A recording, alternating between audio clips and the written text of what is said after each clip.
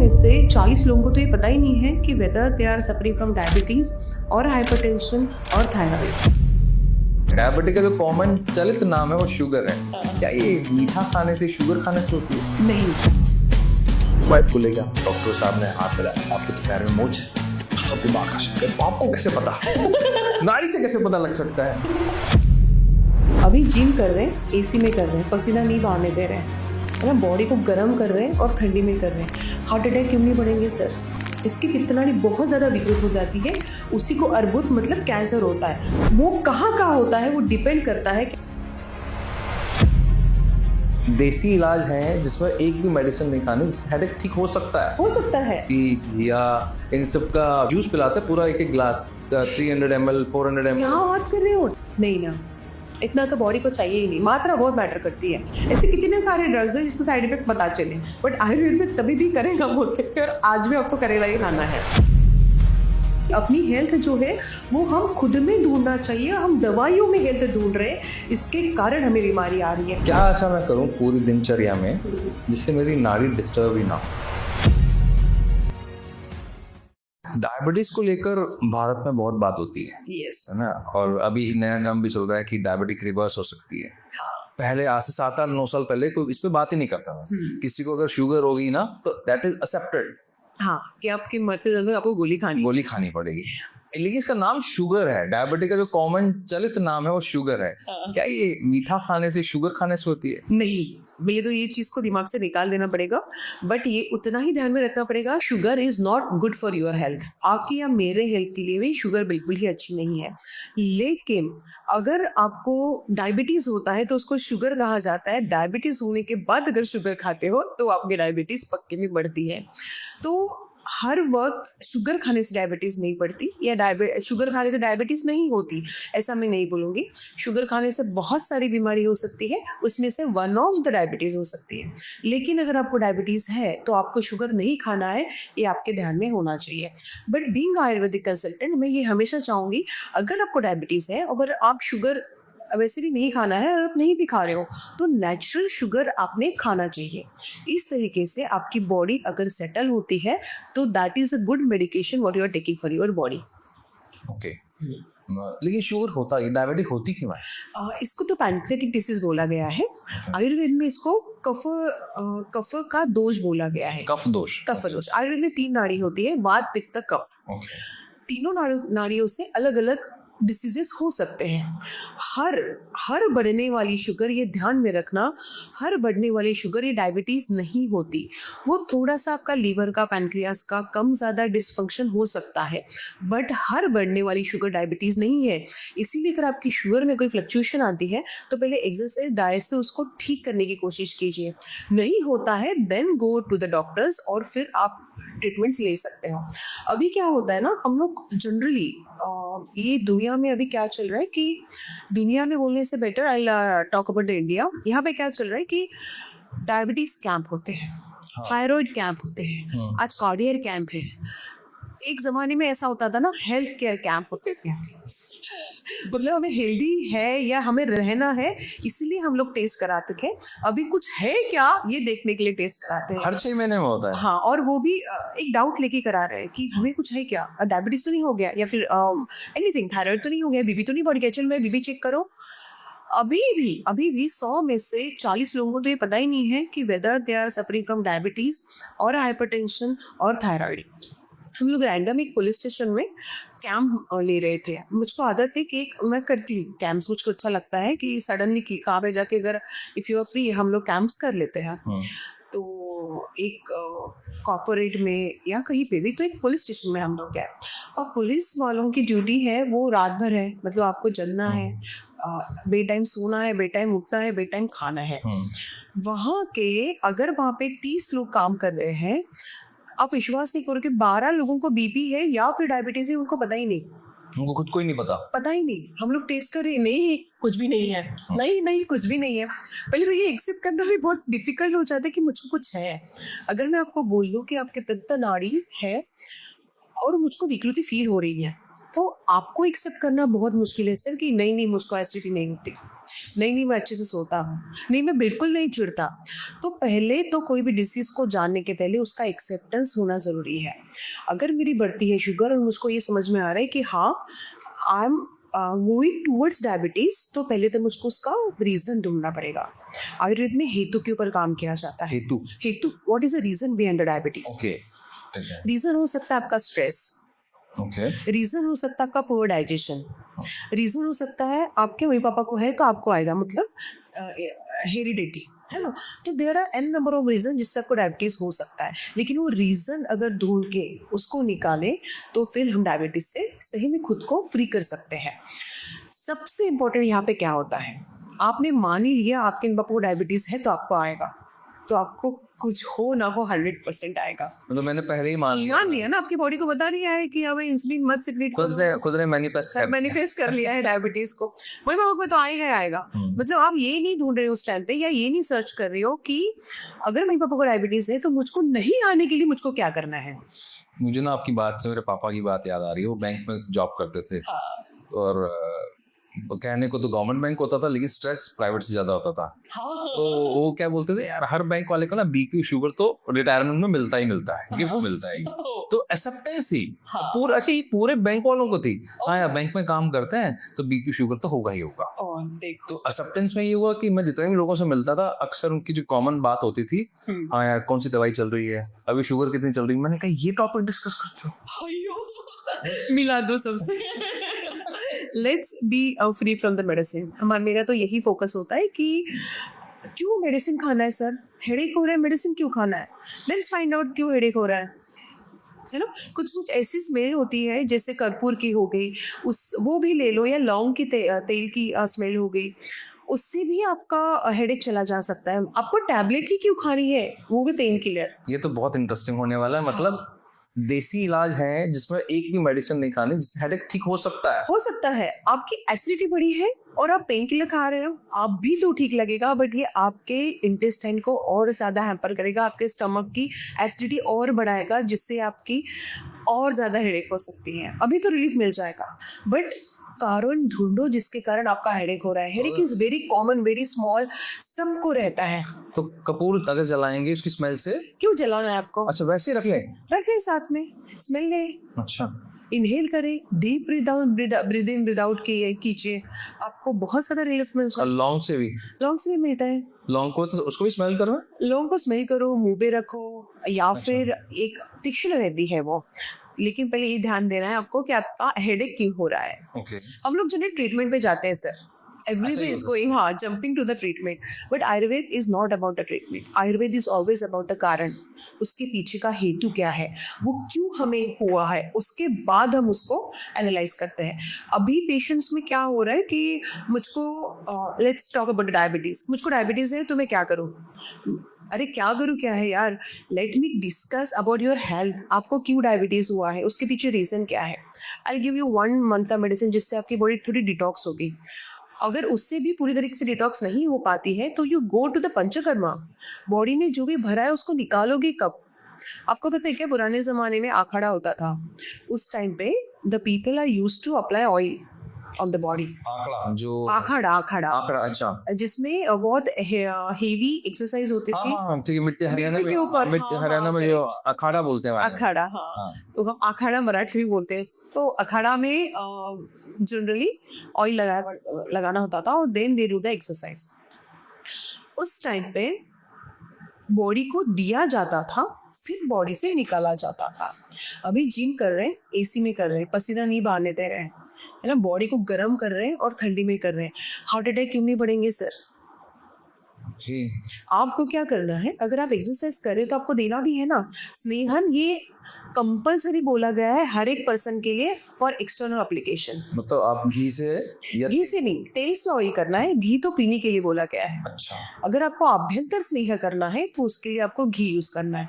आभ्यंतर स्नेह मतलब अगर आपको इनहेल करना है, खाना है पेट में, तो यू विल गो फॉर घी। अगर अप्लाई करना है तो ऑयल। और कौन सा ऑयल, नारियल, सरसों, कोई भी सकता है। अगर बेसिक ऑयल करना है आपको, सरसों तो कैसे बहुत ठंडी में यूज करना है, कभी भी 24 आवर्स के लिए, कभी भी मतलब 12 महीने 24 घंटे कभी भी आपको यूज करना है तो coconut oil is the best oil, या फिर तिल का तेल।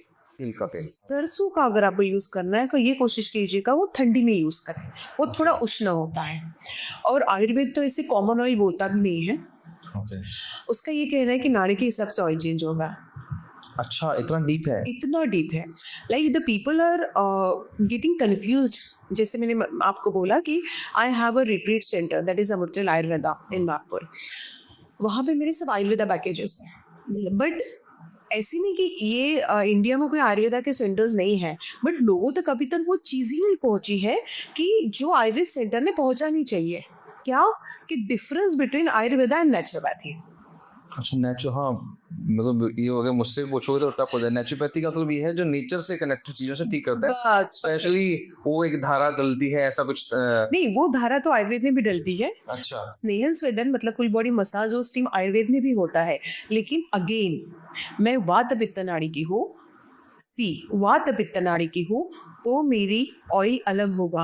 आप पित्त वातज नाड़ी के हो तो आपका ऑयल अलग होगा। और एक आम आदमी कैसे समझेगा ये? नहीं, इसी के डॉक्टर्स है ना सर। क्यों आम आदमी को समझना है? एक बार आपने अगर आपकी नाड़ी समझ ली तो आपको जिंदगी भर पता रहेगा कि ये मुझको चाहिए, ये मुझको नहीं चाहिए। आयुर्वेद के पास लोग क्यों नहीं आते? अच्छा, वो नाड़ी चेंज नहीं होगी, मतलब मेरे को आपने मेरा नेचर बता दिया तो फिर सारी उम्र में वो तेल मतलब यूज आप वो तेल यूज कर सकते हो प्रोवाइडेड आपकी अगर नाड़ी विकृत मापा ओके। है ना। अगर आपकी नाड़ी विकृत होगी तो क्या करना है आपको डिटॉक्स कर देना है। हम गाड़ी की सर्विसिंग कब करते हैं? गाड़ी अगर बीच में हाईवे पे पूरी डैमेज होके बैठ जाती है तब सर्विसिंग करते हैं क्या? नहीं है ना, ये पता है ना। हम 5,000 रुपये करना है, 10,000 रुपये करना है, 1 लाख हो गया भी करना है। अभी ऑयल चेंज का टाइम आ गया तो तब हम लोग करते। बॉडी की क्यों नहीं करते? बॉडी को सिर्फ नहलाते हैं रोज, है ना, और होगी सर्विसिंग नहीं। हम बॉडी से निकाल रहे सर, देना भी चाहिए। अखाड़ा की जो बात किया, देर अप्लाइंग ऑयल एवरी डे, हमने छोड़ ही दिया है। एक मेरे पास पेरेंट्स आए थे, उनका छोटा सा बेबी था, तो मैंने उनको बोला इनको कौन से ऑयल से मसाज कर रहे हो?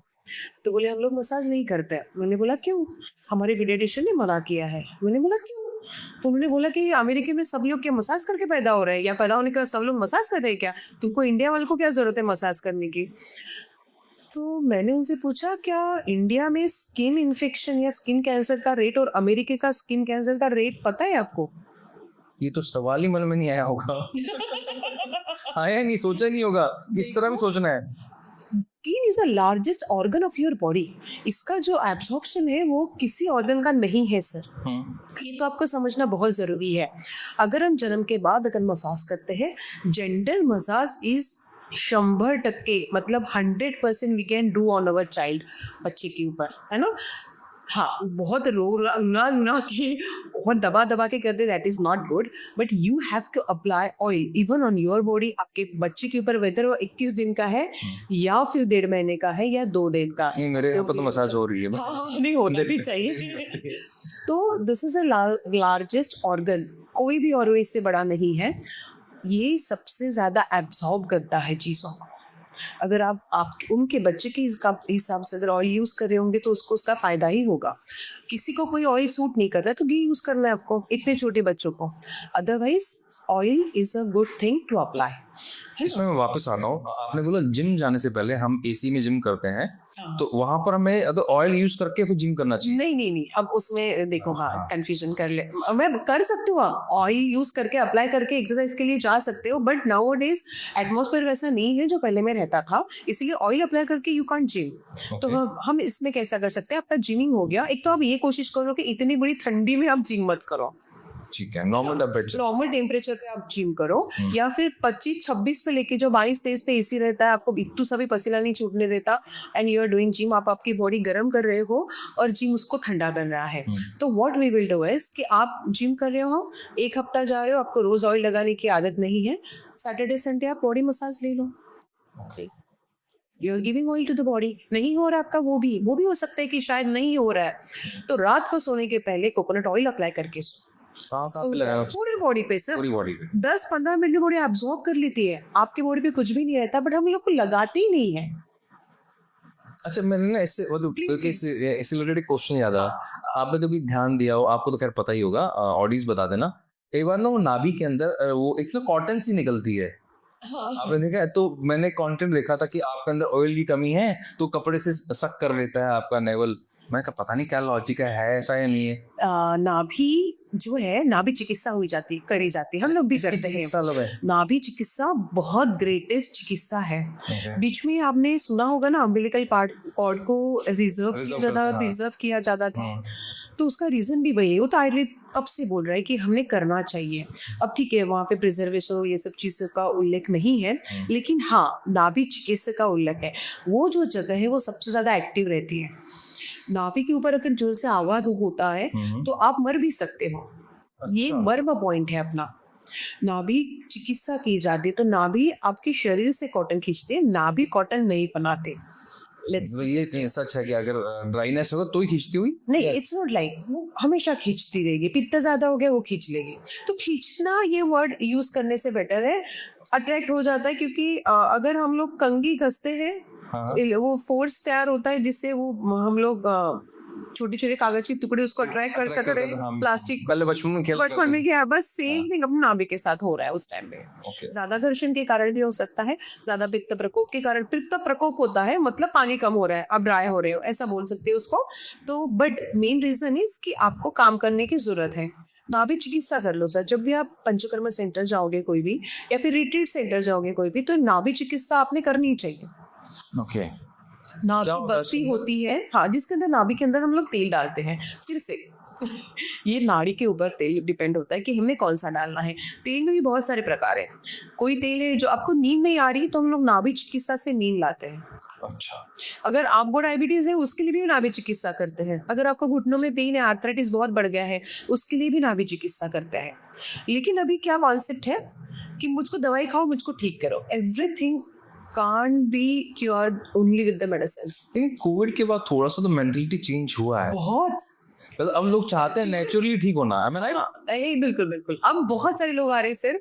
नागपुर में मई में बहुत ज्यादा टेम्परेचर था and my retreat centre is very new, है ना। तो I am practising from last 18 years in Ayurveda, but retreat centre मेरे लिए नया था। ये इसका पहला समर था जब हम लोग ये सोच रहे थे कि पेशेंट आएंगे भी नहीं इतनी गर्मी में। बट आई टेल यू, मेरा मई का एक भी खाली नहीं गया।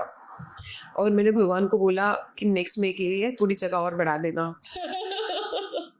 क्यों? मैं चाहती हूँ कि आप खुद को ठीक करो just with the Ayurveda. Now the people are coming towards Ayurveda. आप सोचो ना, आई एम द पर्सन, एक सर्वसामान्य लड़की हूँ मैं। मेरे मम्मी पापा दूध डेयरी का बिजनेस करते थे।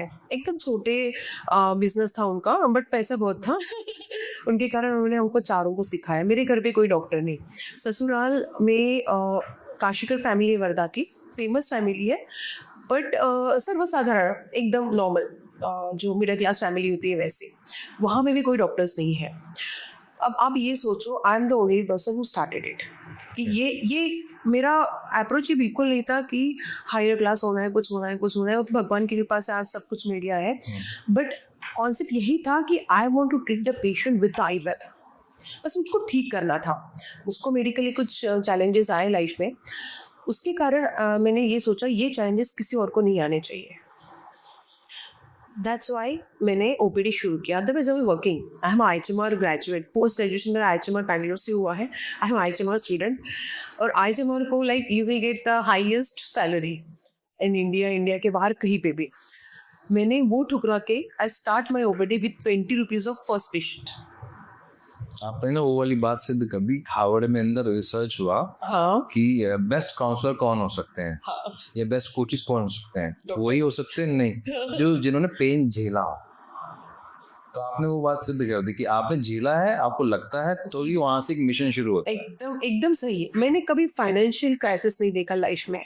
मैंने कभी ये नहीं देखा ये नहीं हो सकता, वो नहीं हो सकता, या मुझको ये नहीं मिला, मुझको वो नहीं मिला। मुझे मैंने सब कुछ बहुत बहुत भर भर के दिया। शायद कभी तो मुझको ये लगता है कि बीइंग अ पेरेंट मैं मेरे बच्चों को उतना नहीं दे पा रही हूँ जितने मेरी मम्मी ने या मेरे पापा ने मुझको दिया हुआ है। बट सबसे और ऊपर से ना sir, by God grace husband भी इतना सपोर्टिव और इतना अच्छे मिले हैं ना जिंदगी में कि शायद मैं भी उनको उतना नहीं दे पा रही होगी, ये भी मुझको लगता है। तो बट मेरा जो पेन था ना, दैट इज हेल्थ। मतलब आज भी पेट के ऊपर 5 छेद है. The condition was I about to die, और वहां से मैं बाहर आई. उसके बाद सोचा कि नहीं, ये मैनेजमेंट से बेटर है कि विल मैनेज द पेशेंट. तो आई बीन इनटू द एक छोटी सी, यहाँ इतना जो रूम है ना, शायद इससे भी छोटी मेरी ओपीडी थी when I started in 2013. By God grace आज मतलब इट्स फुल 14 एकर्स, बट अभी 4 एकर्स लॉन्च किया. एक बड़ा सा रिट्रीट सेंटर वहाँ पूरे मेरे 2 पंचकर्मा सेंटर्स है. पूरा जनरल प्रैक्टिस करती. जब practice is what I want to treat you. मेरे रिट्रीट में कोई डिटॉक्स करो नहीं होता. मैं पूछती हूँ क्या प्रॉब्लम है, I solve your problem. 90% of the people नहीं, हमें कोई प्रॉब्लम नहीं है. इन्होंने मिलो तो मैं ढूंढूं ना प्रॉब्लम. मैं बताऊंगी फिर अभी बताऊंगी ना लोगों को ना, sir everything they wants on the paper. अगर आपका बच्चा 10th में है, अगर वो फेल हो गया तो आप खुश हो जाओगे क्या? कितना गुस्सा होगा ना कि यार मार्कशीट पे आ गया यार. अगर उसके पहले अगर हमें पता चलता है कि यार पढ़ाई नहीं कर रहा है, हमें इसके ऊपर ध्यान देंगे और इसके परसेंटेज हम मेरिट में लाएंगे, तो आप खुश होंगे कि नहीं होंगे? सेम अपने को अपने बॉडी के साथ करना है. हम लोग वेट करते कि बॉडी फेल हो जाए, हम लोग वेट करें किडनी फेल हो जाए तब जाके हम लोग डॉक्टर के पास जाए, हम लोग वेट करें कि हमारी इंसुलिन बनना बॉडी बंद कर दे, हमारे पैंक्रियास काम करना बंद कर दे, और हम लोग उसके लिए जाते हैं. अभी नहीं पता हमें कौन सी मेडिसिन का या कौन से ऑपरेशन का क्या रिएक्शन होगा. हमारी एम्प्लॉय है no, she is on leave. कोई रीजन नहीं था, मतलब ये तो इतनी छोटी सी चीज है कि कैसे हुआ पता नहीं. उनकी नंदोई, उनकी डेथ हो गई. रीजन क्या होगा? 3 साल की बेटी है उनको. हार्ट अटैक नॉर्मली यही होता है ना, ऐसा लगता है. ऑपरेशन ऑफ किडनी स्टोन के ऑपरेशन से डेथ हो गई. अब ये तो नहीं होगा डॉक्टर ने कुछ किया होगा, इतना नॉर्मल ऑपरेशन डॉक्टर ने बहुत अच्छा किया होगा, कोई डाउट नहीं होगा उसके ऊपर. उसकी बॉडी को उस टाइम पे क्या सूट नहीं किया, ये दुनिया में कोई नहीं बता सकता. शायद एनेस्थीसिया होगा, शायद कोई एंटीबायोटिक होगा, शायद कोई रिएक्ट कर गया होगा उसके बॉडी के अंदर. बिकॉज अगर हम लोग मॉडर्न मेडिसिन की तरफ जाते हैं, मैं भी अगर किसी को मेडिसिन देती हूँ सर, तो मैं ये कभी नहीं सोचती उसकी नाड़ी क्या है. मैं तो ये सोचती हूँ ना आपको तकलीफ क्या है. If I do the modern practice and you coming to me and you are suffering from acidity, हाँ सिम्टम को जो पेन पॉइंट होगा, सिम्टम्स को ही सप्रेस करेंगे और क्या करेंगे. आपको किडनी स्टोन के कारण बहुत सीवियर वे होता है. और सबसे बैड पॉइंट था कि शी इज माई एम्प्लॉय. उसकी नंदोई है ना, तो उनकी फैमिली अलग हो गई, तो उसकी ये हिम्मत नहीं थी वो फैमिली बोले कि मेरे मैडम को देखा. ऐसा लगता है शायद वो बोल देती तो आज जो 3 साल का मतलब बेटा, कंडीशन बता ही नहीं सकते. एक और कंडीशन है, वो भी मतलब they are again very close to us. अच्छी फैमिली नागपुर में, सभी भाई बहन मतलब बड़े बड़े लोग उधर ही रहते हैं उनकी फैमिली के. यूटेरस में फाइब्रॉइड था. सिंपल है कि फाइब्रॉइड निकाल लेना है. जैसे उसको एनेस्थीसिया दिया वो कोमा में चली गई. 2.5 साल हो गए ना, उसका खाना शुरू है ना पीना. अभी तक राइट ट्यूब्स मतलब नाक के अंदर से एक नली डालते हैं, उससे उसको खाना देते हैं. इतना से हाथ पैर बचे हैं उसके. शी इज ऑन बेड 2.5 साल से. तो हमें नहीं पता क्या केमिकल क्या रिएक्ट करेगा, तो हम पहले ही उसको चांस क्यों दे. और इमरजेंसी हम लोग मॉडर्न मेडिसिन क्यों नहीं यूज करें, ये मेरा फोकस होता है हमेशा. इमरजेंसी के लिए बना है, इमरजेंसी में you can go and you can take. उसके पहले तो आ जाओ. हाँ तभी बोलते हैं कि इम्प्रूवमेंट से पहले अवेयरनेस आती है. अवेयरनेस आती है. तो मैं बोल रहा हूँ 10 के रिजल्ट की इंतजार मत करो कि आप फेल हो जाओगे, उसके पहले प्रिपरेशन कर लो. मेरा भी एक्सपीरियंस रहा, मतलब खुशी ये करता हूँ. मेरी वाइफ के पैर में मोच आई. तो ये बात है लगभग 7-8 साल पुरानी. तो एक हमारे डॉक्टर अशोक, वो नाड़ी परीक्षण करते हैं. वो हमारे होम टाउन श्रीगंगानगर में आए हुए थे. तो हम क्यूरियोसिटी थी, नाड़ी से कैसे पता लग सकता है. और मेरा जो नेचुरल बिहेवियर है वो ना ये स्पाइन वाला, मैं जल्दी ट्रस्ट कर लेता हूँ. मेरे मन में डाउट नहीं आता. मेरी वाइफ को था और मेरे फादर को भी था. ऐसे समझना होता है. अच्छा ये हमारे दिमाग में ही नहीं कि चल मैंने दए हैं नाड़ी परीक्षण से, अगर ये पता लग रहा है कि क्या हो सकता है तो ये करवा लेना चाहिए, और ये हर 3 महीने में कराना चाहिए. ऐसे मेरे माइंडसेट में था. परफेक्ट. मैं ले रहा था वहां से अपना मेडिसिन ले रहा था. वाइफ को ले गया, डॉक्टर साहब ने हाथ लगाया, आपके तो पैर में मोच है. उसका दिमाग आपको कैसे पता, नाड़ी से कैसे पता लग सकता है. मेरे फादर साहब का हाथ देखते ही, आपको तो डायबिटिक होने वाली है. माँ मेरी तो डायबिटिक नहीं हो सकती. उन्होंने चेक कराया, वो बॉर्डर लाइन पे थे. तो ये एक बात तो मुझे समझ में आई कि इनसे पता लगता है, लेकिन वहां पर एक क्वेश्चन मार्क है जहां पर आप मुझे इसका आंसर दीजिएगा। हर वक्त ये काम नहीं करता, ऐसा इसलिए देखा कि मेरी मम्मी पे वो काम नहीं कर पाया, मेरी मम्मी का वो सही तरह से डायग्नोज नहीं हुआ। तो ऐसा क्यों होता है? नहीं देखो, जैसे अगर मैं मेरी नाड़ी देखो, मेरी नाड़ी के हिसाब से वातज नाड़ी, तो मुझको बीपी आ सकता है, आ ही सकता है। मेरी माता पित्तज नाड़ी है, आई टोल्ड यू, पित्त है, अगर पित्त मैंने विकृत कर लिया तो मुझको गैस्ट्रिक प्रॉब्लम होंगे, मुझको कॉन्स्टिपेशन हो सकता है। आई नो, मुझको अगर मैंने बहुत ज़्यादा ही काम कर लिया या बहुत एग्जॉस्ट कर लिया बॉडी को, तो मेरे हड्डियों में भी तकलीफ हो सकती है। दिस इज़ व्हाट माय नाड़ी इज। लेकिन अगर मैंने इसकी अच्छे से ध्यान दिया, मैंने इसको प्रॉपरली डिटॉक्स किया, तो I will be not suffering from any disease. Okay, अगर मैंने इसका ध्यान नहीं दिया तो मुझको डिसीज होंगे। तो मम्मी के केस में आई डोंट नो उन्होंने क्या बताया होगा, उनकी नाड़ी क्या होगी, बट किसी किसी केस में ऐसा होता है कि जो हम लोग बोलते हैं वैसे आप नहीं रहते, या फिर आपको वो डिसीज नहीं होते। जब डिसीज नहीं हो रही, that means you are taking care of your nadi. लेकिन मैं आपको जो बोल रही हूँ, अगर आप ऐसे नहीं हो, मतलब आप आपके नाड़ी के विपरीत बिहेव कर रहे हो, तो डिजीज होगी वो। ओके, मैं बोल रही हूँ आप चिढ़ते हो, मैं बोल रही हूँ बहुत चिढ़ते हो, और नहीं नहीं है मैडम, मेरे को सही नहीं आता। लोग अरे गुस्सा क्या गुस्सा करते हो ना, नहीं भी मैं तो एकदम काम। तो साथ में वाइफ बैठी होकर बोल देती है। नहीं नहीं, I am just telling you कि अगर मैं किसी को बोल दूं कि आपका पित्त बहुत तीव्र गति से भाग रहा है, कुछ ना कुछ है जो आपको नींद नहीं आती, नहीं मैं बहुत सोता हूँ। अब देखो, बहुत सोना मतलब कभी कभी ना पेशेंट भी बहुत देरी इन्फॉर्मेशन देता है, इसके कारण ये नाड़ी परीक्षण गलत हो सकती है। बट इसे हाथ लगाइए, पता है पित्त बहुत तीव्र गति से भाग रहा है। वात ही मंडूक गति का, मंडूक मतलब फ्रॉग, उछल उछल के भागना, दैट इज अ मंडूक गति। अगर आपका वात मंडूक गति का है तो आपको बीपी के चांसेस बहुत ज्यादा है। तुरंत वो वात को शांत के तो आपको बीपी कभी नहीं हो।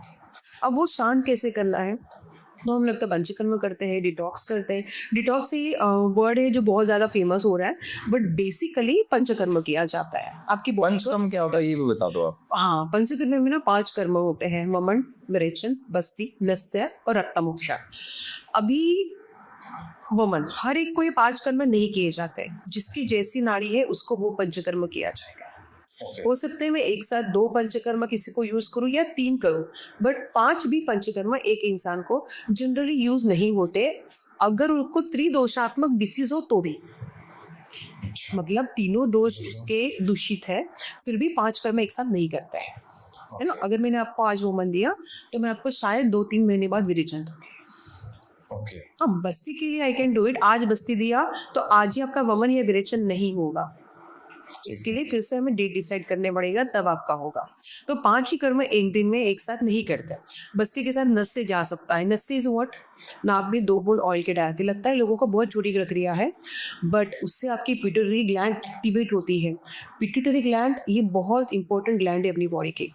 आपका फ्रंटल लोब एक्टिवेशन के लिए, अगर आपको डायबिटीज है, आपको शिरोधारा लेना है, आपको नस्य करना है, आपका डायबिटीज मतलब लोग तो लीवर के लिए या सॉरी पैंक्रियास के लिए बोलते हैं ना, आयुर्वेद लीवर और पैंक्रियास को ठीक करता है, लेकिन उसके साथ आपके फ्रंटल लोब को ठीक करता है।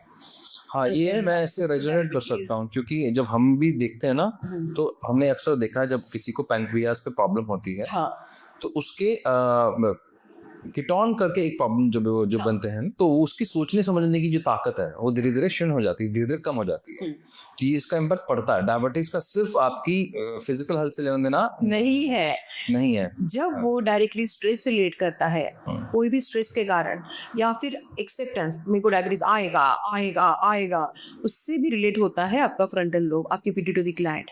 तो हम लोग नस से और शिरोधारा से आपके डायबिटीज को कंट्रोल, नस से मतलब नाक से, नस से मतलब नाक के अंदर 2 बूंद डालना। ये बताने के लिए बहुत इजी है, बट इसकी प्रोसेस होती है, तो लेकिन उसका आपको फायदा बहुत ज्यादा होता है। ऐसे भी प्रोसेस भी हैं जो घर पे कर सकते हैं खुद। हाँ, घर पे तो नागपुर नहीं आ सकता है ना। एक बार आ जाओ, फिर हमसे सीख लो, आप घर पे करो। बहुत सारे पेरेंट्स है, ADHD के पेशेंट्स है, मैं तो एक बार सिखा देती हूँ, आप घर पे क्या क्या कर सकते हो बच्चों के लिए, आप घर पे करो। क्योंकि हर बार इतना ज्यादा टाइम निकाल के आना या फिर पैसा खर्चा करना कभी कभी पॉसिबल नहीं होता। एक बार खर्चा कर लो, समझ लो, सीख लो, I am ready to teach.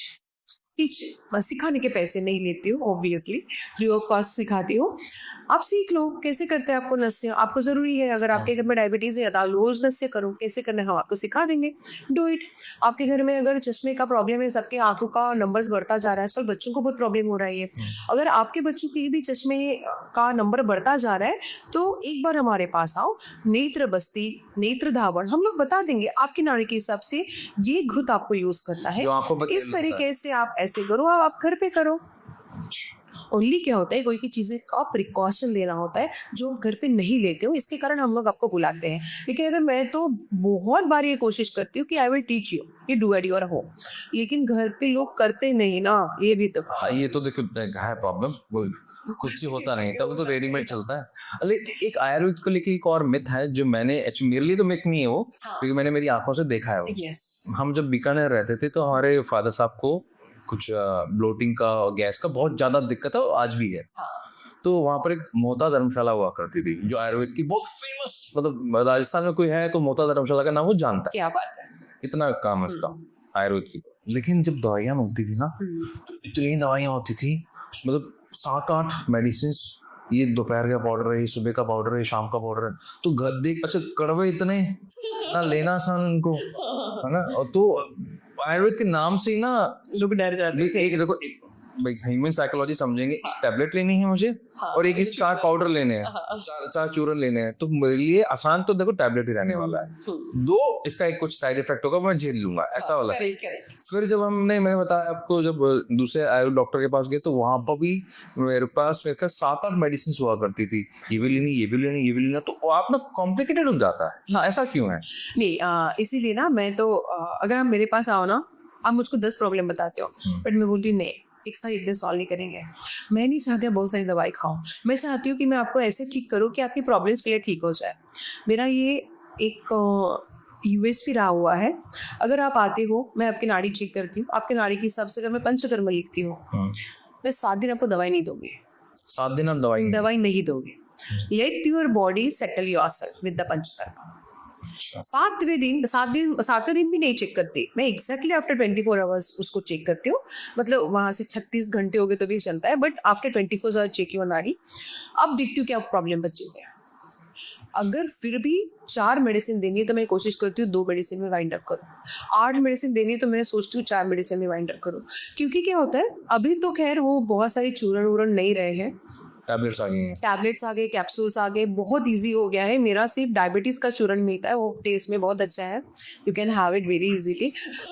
हम स्टेप बाय स्टेप वापस बात करते हैं, अपने डिजीज पे चलते हैं ताकि ऑडियंस को थोड़ा सा और रिलेट कर पाए। डायबिटीज का आपके हिसाब से इतने टाइम से आप प्रैक्टिस कर रहे हैं, रूट कॉज क्या है कि मुझे ना हो पहली बार, अगर होगी तो फिर क्या? पहले तो ना हो, इसके लिए आपको ये जानना पड़ेगा कि आपकी नाड़ी कैसी है। हमारे आयुर्वेद में कफज विकार बोला गया है, जिसकी कफ नाड़ी विकृत होती है। आपको कैसे पहचाने हैं? ये 3 नाड़ी है sir, it is very easy. जैसे कौन से सिम्टम होंगे जिससे पता लगे मैं कफ की, मैं वात हूं कि मैं पित्त हूं? बिल्कुल। कफ वाले नाड़ी को होता है डायबिटीज। अगर डिसीज की बात करते हैं, मैं फिर नेचर पे आती हूँ। कफ वाले को होता है डायबिटीज, थायराइड होता है, टेस्टोस्टेरोन में प्रॉब्लम होता है, कोलेस्ट्रॉल लेवल बढ़ता है। ये कफ के सिम्टम्स हैं। अगर हम लोग उसकी आदत पे जाए तो सबसे मेन आदत होती है कि वो बहुत आलसी होता है, वो हर चीज को डिले करता है। अभी नहीं, थोड़ी देर में करता, फिर उठता, वहीं पे रिमोट पड़ा है, भाई रिमोट दे देना, थोड़ा इससे कम कर देना, ऐसा बोलता है, उठेगा नहीं करने के लिए। दूसरी और एक अगर नेचर बोला जाए ना, तो गलतियां होगी, उसको पता है कि मेरे से ये फूट गया, कोई चिल्ला रहा है, हाँ ठीक है, सॉरी, उसको रिप्लाई नहीं करेगा, हाँ ठीक है, होगी मेरे पे गलती। उल्टा अगर वातक होता है, क्या हुआ, एक ही फूटा ना, दूसरा ले लेंगे ना। घर में भी होंगे तो भी इस तरीके से बिहेव करेंगे, बाहर तो पूछो ही मत, है ना। तो एक आधी अगर आप गाड़ी चला रहे, कार चला रहे, किसी ने ठोक दी, कफ वाले को ठोक दी, भी क्या ठीक है, रिपेयर कर लूंगा इंश्योरेंस से। अच्छा, वही अगर बाहर या पित्त वाले को ठोक दी, गाड़ी से उतरेगा, 10 लोग आगे पीछे रुके, उसके बारे में नहीं सोचेगा और वहीं पे झगड़ा शुरू करेगा। हालांकि ये बिहेवियर से वो पित्त वाले या वात वाले लोगों को कितना हैम्परिंग हो रहा है उनकी ब्रेन सेल्स के ऊपर, वो उनको नहीं समझता, but they will start doing this. बड़ा इंटरेस्टिंग है। हाँ, और वो कंट्रोल में नहीं रहता सर। अगर उनकी वात पित्त नाड़ी कंट्रोल में नहीं है ना, वो कितना भी सोचेंगे तो भी बाहर निकल के झगड़ेंगे। और ये बंदा जो कफन नाड़ी का है, उसकी बीबी बोलेगी ना, या फिर वाइफ, जो भी उल्टा होगा, अगर वो कितना मिली जाना, बोलो ना आपकी गाड़ी टुकी, अरे जाओ ध्यान देना है, इंश्योरेंस में करवा लो, तुम्हें कुछ भी नहीं करो तो जाओ, बोलो तो ये नहीं बोलेगा। इसको वो भी आलस आता है, या फिर इसको देना देना ही नहीं रहता, उसको लगता है हो जाएगा यार। बहुत लाइट होते हैं ये लोग। अब इसमें देखो कॉन्ट्राइंडिकेटेड लोग ऐसे होते हैं जो बोलते हैं वो नहीं होता, ऐसे भी कुछ लोग होते हैं ये कफन नाड़ी के हैं लेकिन ये अपने आप पित्त बहुत एक्टिवेट करके रखे, मतलब आलस आपका बिल्कुल नहीं रहेगा। आपकी नाड़ी पूरी कफ एक्टिवेटेड लेकिन पित्त उससे ज़्यादा एक्टिवेट कर दिया है, तो आप लिमिट से ज़्यादा काम करोगे। जब वो 6 बजे आपका काम खत्म होएगा, उसके बाद आप इतना थकोगे कि आपको ऐसे लगेगा अभी के अभी यही सो जाओ, क्योंकि बॉडी कफज है, बॉडी पूरी ठंडी है और आपने पित्त को एग्रेवेट कर दिया है, मतलब बढ़ा लिया है। कफ मतलब ठंडा, ठंडा, कफ इसे ठंडा, वात भी ठंडा होता है, पित्त बहुत गर्म होता है। ओके। लेकिन वात और कफ की बात करेंगे तो वात ये कम ठंडा है, कफ ये ज्यादा ठंडा होता है, ठीक है। तो आप देखोगे कि आपके पित्त नाड़ी अगर एग्रेवेट हो चुके हैं तो अब वो कफ के सिम्टम्स नहीं दिखाएंगे, ओके। लेकिन उनको डायबिटीज होगा। उस टाइम पे हमें डायबिटीज पे, मतलब कफन नाड़ी पे काम ना करते हुए हमें उनके पित्त पे काम करना पड़ेगा, कब अपने आप नॉर्मल। पूरा ट्रीटमेंट चेंज हो गया। पूरा ट्रीटमेंट चेंज हो गया। अच्छा, पित्त वालों का नेचर क्या होता है? एक तो इतना देर लगाया आए नहीं, 15 मिनट से वेट कर रहा हूँ, इतना देर होता है क्या? अब ये फोन क्यों नहीं उठाया? 4 बार फोन किया मैंने आपको। कोई भी चीज पे, छोटी सी चीज पे हाइपर हो जा। बच्चे ने टीवी का आवाज बढ़ाया, कम कर, नहीं अरे देखो बोला ना काम कर करके, अरे शाम वो टीवी में है, वो कैसे कम करेगा? मैंने बोला फोन रखो, नहीं रखा। अरे भाई फोन रखो, नहीं देखो बोल रहा हूँ तब से फोन रख, तो रोक नहीं। तो दिस इज अ थिंग कि जब आप पित्त होता है तो वो एकदम एग्रेसिव होता है हर चीज के ऊपर, जैसे गाड़ी को ठोक दिए, अच्छा, उतर के गाड़ी के बाहर, है ना। हमारे घर में इसलिए तीन के गरम गरम रोटी चाहिए होती है, वो इतनी गरम चाहिए होती है पित्त मतलब तवे से उतरते ही सीधा उनके थाली में चाहिए। 100% पित्त वाला है, उनको पहले तो गरम रोटी देना बंद करो। नहीं सीरियसली, अगर I don't know who is that person, but सबसे इम्पोर्टेंट है, अगर पित्त वाले को गरम रोटी खिलाओगे तो आपको सबसे ज्यादा हैम्पर होगा आपका पेट, आपका पित्त और बढ़ेगा। ठंडा, देखो आयुर्वेद में क्या बोला है, क्या बोलते हिंदी में, शिळे अंड्याला, या मराठी में बोलो तो भी अच्छा लगेगा, बाद में ट्रांसलेट क्या है। ओके। जो बासा खाना है ना, हमारे मराठी में उसको शिळा अन्न बोलते हैं। आयुर्वेद में अच्छा श्लोक है, वो शिळा अन्न को लेके है। तो जो बासा खाना होता है ना, उसको खाने के लिए मना किया है। लेकिन कोई नाड़ी ने गर्म खाना खाना चाहिए और कोई नाड़ी ने ठंडा खाना खाना चाहिए, ये भी इंपॉर्टेंट होता है। आप पित्त नाड़ी वाली और गर्म खाना खाते बैठेंगे तो you will not get the result. पित्त और बढ़ता रहेगा और बढ़ता रहेगा, कितनी भी दवाई खाओ। बासा नहीं बोला मैंने, बासा मतलब हमारे पास शीतला नहीं होती, आपके पता होती ना, एक शीतला माता पूजा जाती है जिनके होता है ठंडा, सुबह सुबह खाना बन जाता है और पूरे दिन आप गर्म नहीं कर सकते, ठंडा खाना ही खाना है। हाँ, तो उनको ठंडा खाना खाना है, मतलब रोटी अगर गैस पे हो गई उसको रखो 2 मिनट, उसके बाद उनकी थाली में डालो। गैस के ऊपर की रोटी डाली तो आपका पंचकर्म पानी में गया, आप जो मेडिसिन खा रहे हो वो पानी में गए। ऐसे कोई पेशेंट नहीं है मेरे पास सर जो गैस के ऊपर रोटी को, वो तो है ही, उससे भी खतरनाक। ऐसे पेशेंट है खुद डिसाइड करते हैं मेरे को क्या पंचकर्म लूंगा, मैं बोल बोल के थक जाती, भाई तेरे को ये नहीं ये चाहिए, नहीं सुनते, फिर मैं उनके हिसाब से देती हूँ, रिजल्ट नहीं आते, कुछ भी जाके करने से रिजल्ट नहीं आते। रिलैक्स तो होगे आप, पेन में आराम मिलेगा, बिकॉज आयुर्वेद है, ऐसा होता ही नहीं। Ayurveda never has a side effect, मैं तो हमेशा बोलती हूँ, it always has a side benefit, उसका नुकसान कभी नहीं होगा। अब अगर आ रहे हो मेरे यहाँ पर बोल रहे हो नहीं नहीं मैम आप मत देखो, मेरे को पता है, मैंने अपनी नाड़ी देखी है, मैंने बहुत सारी रिव्यूज देखे हैं, मुझको पता है मेरी नाड़ी क्या है, I will take treatment by myself. मैंने बोला सर विरेचन करो, नहीं मेरे को विरेचन नहीं करना। मतलब विरेचन के बाद आपको 2 घंटा सोना है, आप दिन भर कहीं नहीं जा सकते, आप यहीं पे एडमिट होगे। नहीं नहीं नहीं, मेरी कल की फ्लाइट है, मैं आज इधर घूमने जाऊंगा, कल उधर घूमने जाऊंगा। मतलब यार तुम ट्रीटमेंट के लिए आए हो कि घूमने के लिए आए हो? मतलब दिल्ली के भी लोग हैं सर ऐसे, उनको भी वो समझाना पड़ता है। They are coming to Nagpur definitely. तो है, फिर उनको ना उनका जितने दिन पंचोधर्म करेंगे उनको रिजल्ट आएगा, लेकिन उनका जो बिहेवियर है या फिर उन्होंने पूरी तरीके से मेरा नहीं सुना है तो उसका जो है ये उसका रिजल्ट कम होते जाएगा। अदरवाइज साल में एक बार पंचकर्म किया तो आपको हमेशा करने की ज़रूरत नहीं पड़ती है। But detox body in once ही नहीं है, जिसको हाँ सर्विसिंग करो। और आयुर्वेदा और नेचुरोपैथी दोनों में मसाज होती है, दोनों में शिरोधारा होता है, दोनों में लस्सी होता है, दोनों में बस्ती होती है, सब कुछ होता है। Only the thing is Ayurveda में मल्टीपल मेडिसिन यूज किया जाता है और नेचुरोपैथी में नहीं। तो बहुत बार लोग कंपेयर करते हैं कि वहाँ पे तो 25,000 में हो रहा है, आप क्यों 60,000 ले रहे हो। तो उसमें रीजन होता है कि this is Ayurveda. If you are going to the Ayurveda, तो I never thought of start with the naturopathy, but मैंने इंट्रोड्यूस कर दिया कि मैंने बोला आपको समझ में नहीं आ रहा है ना, तो यू कम टू द 25,000, कोई प्रॉब्लम नहीं, आप 35,000 के लिए आओ, कोई प्रॉब्लम नहीं। तो दिस इज अ वे कि अगर नेचुरोपैथी करना है कि आयुर्वेदा करना है, आयुर्वेद को थोड़ा आगे आने में टाइम लगा। नेचुरोपैथी आयुर्वेदा के पहले आगे आ गया था। What is naturopathy? Naturopathy is a small part of Ayurveda. उसकी उत्पत्ति आयुर्वेदा से ही है।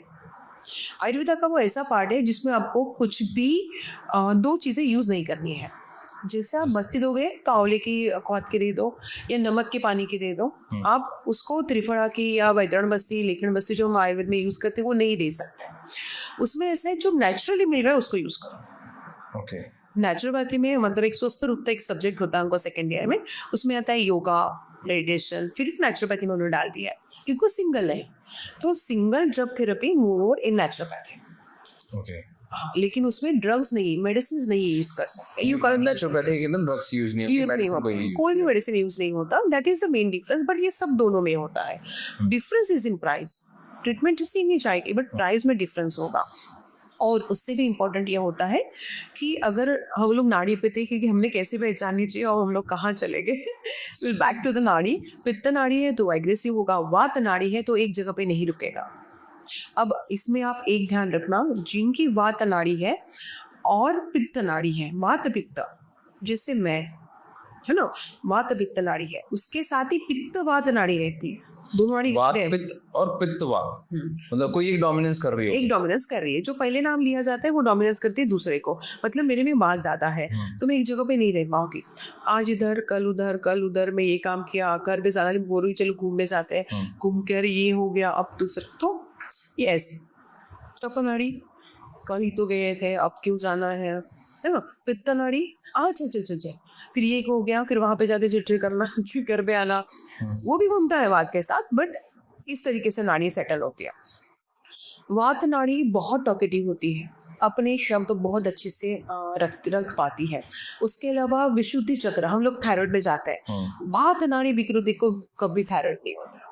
अच्छा, क्योंकि थायराइड ग्लैंड कभी ब्लॉक नहीं होती। अपनी बातें कह दी उसने। हाँ, अपनी बातें कह दी। हाँ, मुझको आपका गुस्सा आ गया, मैंने बोल दिया। मुझको आप अच्छे लगे, मैंने बोल दिया। मुझको कुछ खरीदना था, मैंने बोल दिया। क्योंकि मुझको बोलने की आदत है ना। आप कुछ भी ले लो उसको, आप मतलब आपको डर नहीं है ना कि लोग आपको जज करेंगे। हाँ, आई डोंट केयर कि क्या है। मेरे को खाना है तो मैंने खा लिया। यू आर आस्किंग ब्रेकफास्ट हो गया, क्या हो गया, मैंने बिंदास बोल दिया हाँ सर हो गया। और मैंने तो पेशेंट के साथ ब्रेकफास्ट किया। क्योंकि they are not only my patient, they came to airport कि मैडम आइए यार बिल लेते, थोड़ी नाड़ी दिखा लेते। उनको देख लिया तो भी हम लोग ठीक हो जाएंगे। वो जो वाइब्स है ना, पॉजिटिव वाइब्स अपने को आती है, उससे भी हम लोग ठीक होते हैं। तो इट्स ऑल ब्लेसिंग्स ना। मैं बोल दिया तो मेरा विशुद्धि चक्र क्लीन हो गया। मैं वही दबा के रखती थी ना, तो it will affect my heart, क्योंकि मैं वात नाड़ी की हूँ। मुझको नहीं अच्छा लगा है, सपोज यहाँ पे ये ब्लैक कलर का माइक है सर, मुझको रेड चाहिए था। अब मैं बोल नहीं रही हूँ, मैं तो दबा के रखा। रेड चाहिए था, मुझको रेड चाहिए था, मैं माता नाड़ी की हूँ, मेरे से बोला नहीं जा रहा आपको और मैं दबा के रख रही हूँ। इससे क्या होता है, मेरे हार्ट के ऊपर प्रेशर आता है और फिर वहां से शुरुआत होती है बीपी की। अच्छा, मतलब आपका विशुद्धि चक्र भी ब्लॉक हो गया और आपका अनंत चक्र भी प्रॉब्लम हो गई कर दिया और मुझको हार्ट के प्रॉब्लम्स आ गए। इसीलिए वात गहरी, ऐसे नहीं कि मैं बोलना ही करूंगी, तो मैं वात के जो भी साइन सिम्टम्स होते हैं उसको अगर मैंने सप्रेस करने की कोशिश की। कॉन्स्टिपेशन है, वात अगर विकृत होने लगा तो कॉन्स्टिपेशन होता है पेशेंट्स को। कॉन्स्टिपेशन जिसको थोड़ी कड़क संडास होती है उसको कॉन्स्टिपेशन बोला जाता है। अगर किसी को भी कड़क संडास हो रही है, आई मीन कॉन्स्टिपेशन हो रहा है, उन्होंने पहले अपना कॉन्स्टिपेशन ठीक करना है, नहीं तो उनको भी हार्ट के प्रॉब्लम आना शुरू होते हैं सर। अब एक यवतमाल है, हमारे नागपुर के पास में ही है, वहाँ के एक पेशेंट थे। उनका एक, मैं नाम नहीं बताती पेशेंट से जनरली, तो उनका एक सर्जरी हुआ था, ब्रेस्ट कैंसर से, ये ब्रेस्ट था, एक ब्रेस्ट निकाल लिया था, फीमेल पेशेंट है। उसके बाद उन्होंने 10 साल हो गए ये चीज़ को, अराउंड 6-7 साल से उनको खांसी हो रही है, और इतनी खतरनाक खांसी होती है कि वो कंसल्टेशन के लिए मेरे पास आई, वो सिर्फ खांस रही थी। बोले ऐसे मैं गई 6-7 साल से खांस रही हूँ, एंडोस्कोपी हो गई, sir everything is normal, everything is normal. उसको बहुत सारे एंटीबायोटिक्स खा लिए। अब सबको ये था कि खांसी आ रही है तो अंदर कुछ मास बढ़ रहा होगा, फिर से कैंसर का कुछ हुआ, तो फिर से pap smear, everything CT, PET CT, सब एवरीथिंग वाज नॉर्मल। वो किसी हॉस्पिटल में बैठी थी नागपुर में, तो वहाँ पे मेरे पेशेंट थे। मैं ना सर उनकी किसी पेशेंट्स को ये नहीं बोलती आप एलोपैथी बंद करो, मैं बोलती हूँ आप आपके कंसल्टेंट को दिखाओ, वही बताएंगे आपको एलोपैथी बंद करना है, कम करना है। आप आपके रिकॉर्ड्स दिखाओ बकायदा कि मैं ये ले रहा हूँ, ऐसे में ये चेंजेस है, मैं क्या करूँ। उन्होंने बोला बंद करो तो बंद करो, और होता ही है। तो वो अपने पुराने कंसल्टेंट के पास गए उनको दिखाने के लिए, तो उनको एक खांसती हुई औरत दिखी। और मेरे पास उसके लिए नहीं आए थे, वो खांसी के लिए नहीं आए थे, वो तो उनके स्पाइन के गैप के लिए आए थे। उनको बैठना उठना कुछ भी नहीं हो रहा था, तो ही वाज ऑन स्टेरॉइड्स। तो मैंने बोला स्टेरॉइड्स का डोज आप उन्हीं से कम कराओ, जैसे जैसे आपका पेन कम हो जाएगा आप उनसे डोज कम कराते रहो। तो उनको बंद ही कराना था उस टाइम पे। द लास्ट कंसल्टेशन था उनका वो डॉक्टर से। उन्होंने खांसी औरत को देखा, बोले कि हम मैडम के पास जाओ, आप बोलो मतलब अगर कैंसर है मतलब पित्त विकृत है। आयुर्वेद में कैंसर को अर्बुद कहा जाता है। कैंसर ये अभी की डिसीज नहीं है, आयुर्वेद में पहले ही उसको बताया गया है। कैंसर नाम से बताया वो कुछ? अर्बुद। ओके। जैसे बहुत सारी डिसीज के अलग अलग नाम होते हैं, आयुर्वेद में नाम अलग है सर, और उसी को पैरेलल में मॉडर्न में क्या बोला गया है ये बताया गया है। जैसे मधुमेह बोला जाता है डायबिटीज को, हाँ है ना। तो काफी बहुत सारी डिसीजेज हैं, तो हम लोग अभी कैंसर के बारे में बात करते हैं। तो अर्बुद जो है ये पित्त नाड़ी का दोष बोला गया है। जिसकी पित्त नाड़ी बहुत ज्यादा विकृत हो जाती है उसी को अर्बुद मतलब कैंसर होता है। वो कहाँ का होता है वो डिपेंड करता है कि आपका कौन सा चक्र ब्लॉक है। ओके।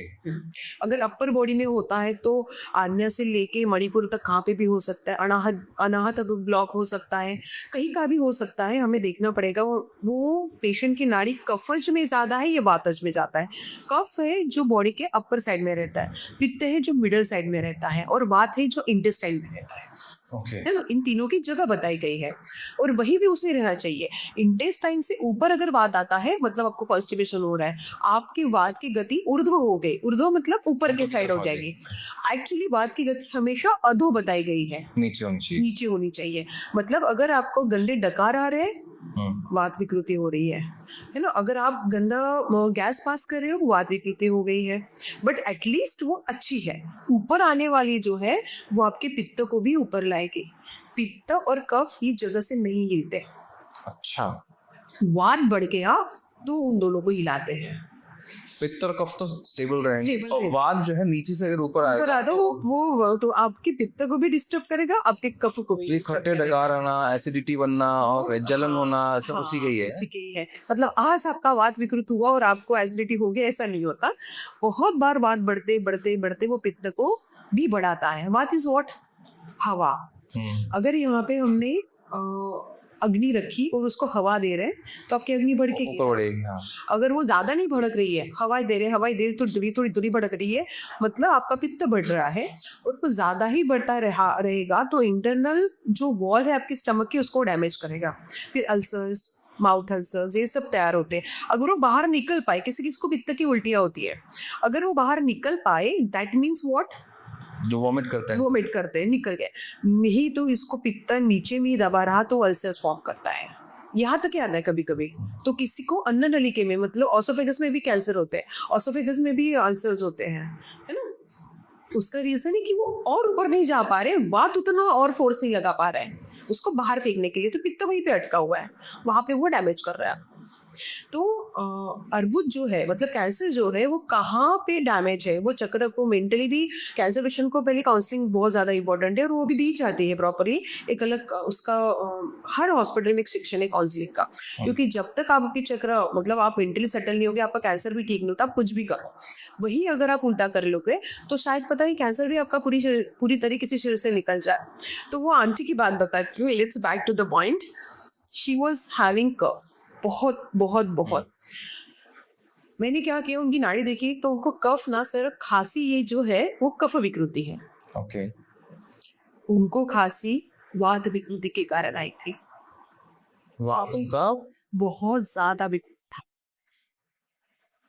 ये बिहेवियर से भी हुआ होगा या उनके खान पीने से हुआ होगा? स्ट्रेस। स्ट्रेस से हुआ होगा। स्ट्रेस तो तीनों लेते होंगे ना, वात वाला भी, पित्त वाला भी, कफ वाला भी। नहीं, वात वाला स्ट्रेस बहुत लेता है सर। अच्छा, वात वाला स्ट्रेस। हाँ, और स्ट्रेस लेने के देखो, नाड़ी के हिसाब से जाएंगे, अगर नाड़ी वात है जो तो स्ट्रेस ज्यादा लेगा, बहुत सोचेगा ये करना है वो करना है वो करना है। लेकिन अगर वात वाले का कफ डैमेज होगा तो बस सोचने में टाइम बिताएगा, मेरे को ये करना है, मुझको वो करना है, मैनिफेस्टेशन पूरा नहीं होता, वात नाड़ी विकृत रहती। वो बोलते कि मुझको आज मर्सिडीज लेनी है, आज आज आज आज आज आज आज बोल रहा है माइंड एक्सेप्ट नहीं कर पा, पित्त विकृत गति पे है। पित्त को शांत करो, अपने आप सब मैनिफेस्टेशन सब पूरा होगा। कैसे शांत है? अगेन फिर से पित्त के लिए हम लोग विरेचन करते हैं, कफ के लिए वमन करते हैं, बस्ती होती है वात व्याधि के लिए। ये समझना पड़ेगा, लेकिन इसको आप पहले कंप्लीट कर लो फिर समझते हैं। हाँ, तो उनका हमने ना ORT का मिसिस बात शांत किया। आप विश्वास नहीं करोगे, 6-7 दिन बाद शी सेड कि यार मुझको तो पंचकर्म की भी जरूरत नहीं है, मैंने सिर्फ मेडिसिन दिया, क्योंकि वो सडन किसी हॉस्पिटल से मेरे पास आए थे और गांव से थे, तो मेरे यहाँ पे रुक नहीं पाए। बोले मैं बाद में डिसीजन लूँगी, बट वो बोली मैं सो पा रही हूँ एटलीस्ट, मुझको रात को उठ के खांसियाँ नहीं आ रही है, दिन भर में कभी ना कभी आती है। मैंने बोला आंटी आप एक बार से आके 7 दिन की बस और 8 दिन का विरेचन करूँगी मैं उनको। विरेचन क्यों करूँगी? क्योंकि उनको हिस्ट्री ऑफ कैंसर, जिनको कैंसर की हिस्ट्री, जिनको भी कैंसर की हिस्ट्री है या फैमिली में कैंसर की हिस्ट्री है, उन्होंने 100% विरेचन करना चाहिए बॉडी का। विरेचन क्या होता है? Virechan is a loose motion, induce loose motion होते हैं। Okay. लेकिन उसके लिए 7 दिन बॉडी को प्रिपेयर करना पड़ता है, फिर 8वें दिन विरेचन देना पड़ता है। कैसे प्रिपेयर होता है? वही पंचकर्म से। अच्छा। 7 दिन स्नेहल स्वेदन शिरोधारा नस्य डिपेंड अपॉन द 7 दिन लगातार रहनी पड़ते हैं। 7 दिन, इसीलिए तो स्टे कराते हैं। विरेचन भी ऐसी प्रोसीजर है जो आप घर जाके नहीं कर सकते, उसके ऊपर प्रॉपर आपको मॉनिटरिंग लगती है, क्योंकि इंड्यूस लूज मोशन है। लूज मोशन में कभी कभी पेशेंट का थोड़ा सा उनको घबराहट होती है, बीपी डाउन हो जाता है, तो उसके लिए मॉनिटरिंग जरूरी होती है। अच्छा, ये वहीं रह के होगा? ये वही रह के होगा। विरेचन इज लघु विरेचन होता है जो हम लोग घर पे कर सकते हैं। जिनका जनरली ऐसे, जिनको लग रहा है जिनका पित्त बढ़ा हुआ है या इनकी पित्तज नाड़ी है, तो वो घर पे लघु विरेचन कैसे करेंगे? रात को आप काला मनुका भिगो के रखो। मनुका जो ये बड़ी किशमिश जो होती है, हाँ। काली वाली, उसको भिगो के रखो, सुबह उठते बराबर खाली पेट खा लो। अब भिगानी मतलब 1 कटोरी नहीं है, आपको सिर्फ 1 चम्मच भिगानी है। दूध के साथ भिगाओ, अगर दूध अच्छा नहीं लगता तो आप पानी के साथ भिगो। मतलब कुछ दाने उसके भिगो के रख दे। हाँ, और सुबह उठे और उसको खा ले, खाली पेट खाना। खाली पेट। और वो डायबिटिक पेशेंट भी खा सकता है? हाँ, डायबिटीज पेशेंट, ये मीठा होता है ना, ये इसको ब्लैक कलर की जो किशमिश टाइप होता है, वो इसी की बात उसी की बात कर रहे हो। ठीक है। अभी देखो, डायबिटीज पेशेंट भी खा सकता है उसको। मैं तो मेरे डायबिटीज पेशेंट को सब नेचुरल फ्रूट्स खिलाती हूँ, सिर्फ शक्कर नहीं खिलाते, बाकी सब नेचुरल फ्रूट्स खिलाती हूँ, क्योंकि शुगर चाहिए भी बॉडी को। लेकिन इसमें भी फिर से आता है नाड़ी का इन्वॉल्वमेंट। है ना, नाड़ी का इन्वॉल्वमेंट आएगा अगर कफ विकृत है या पित्त विकृत है। ये मैं उनको बता रही हूँ जिनके एसिडिटी हमेशा बढ़ती रहती है, जिनका कफ विकृत, जिनका पित्त विकृत है, लेकिन एसिडिटी बढ़ रही है और उनका पित्त विकृत नहीं है, वात विकृत है, तो अलग रीजन है। हाँ। मतलब वात उसकी हवा ऊपर की तरफ आ रही है, और पित्त प्रकोपित होगा, मतलब पित्त बड़ा हुआ रहेगा और वात विकृति होगी, तो वो भी उसको ऊपर लेके आ सकता है। उसमें वात को ठीक करना है। और इसमें अगर होता तो खाली आपको तो मैं असिस्टेंट रख सकती हूँ। बहुत जल्दी समझ लिया। मैं तो इसको कनेक्ट कर रहा हूँ कि मेरे फिंगरप्रिंट से अच्छा ये कहाँ जा रही है, कब बात का तो उससे देख रहा हूँ इसको। नहीं, इट हैपेंस। आप ना अगर संप्राप्ति तोड़ोगे ना, मतलब पैथोफिजियोलॉजी ऑफ एनी डिसीजेस अगर आप तोड़ोगे, जैसे आयुर्वेद में लिखा हुआ है, वो डिसीज आपके शरीर से जाएगा।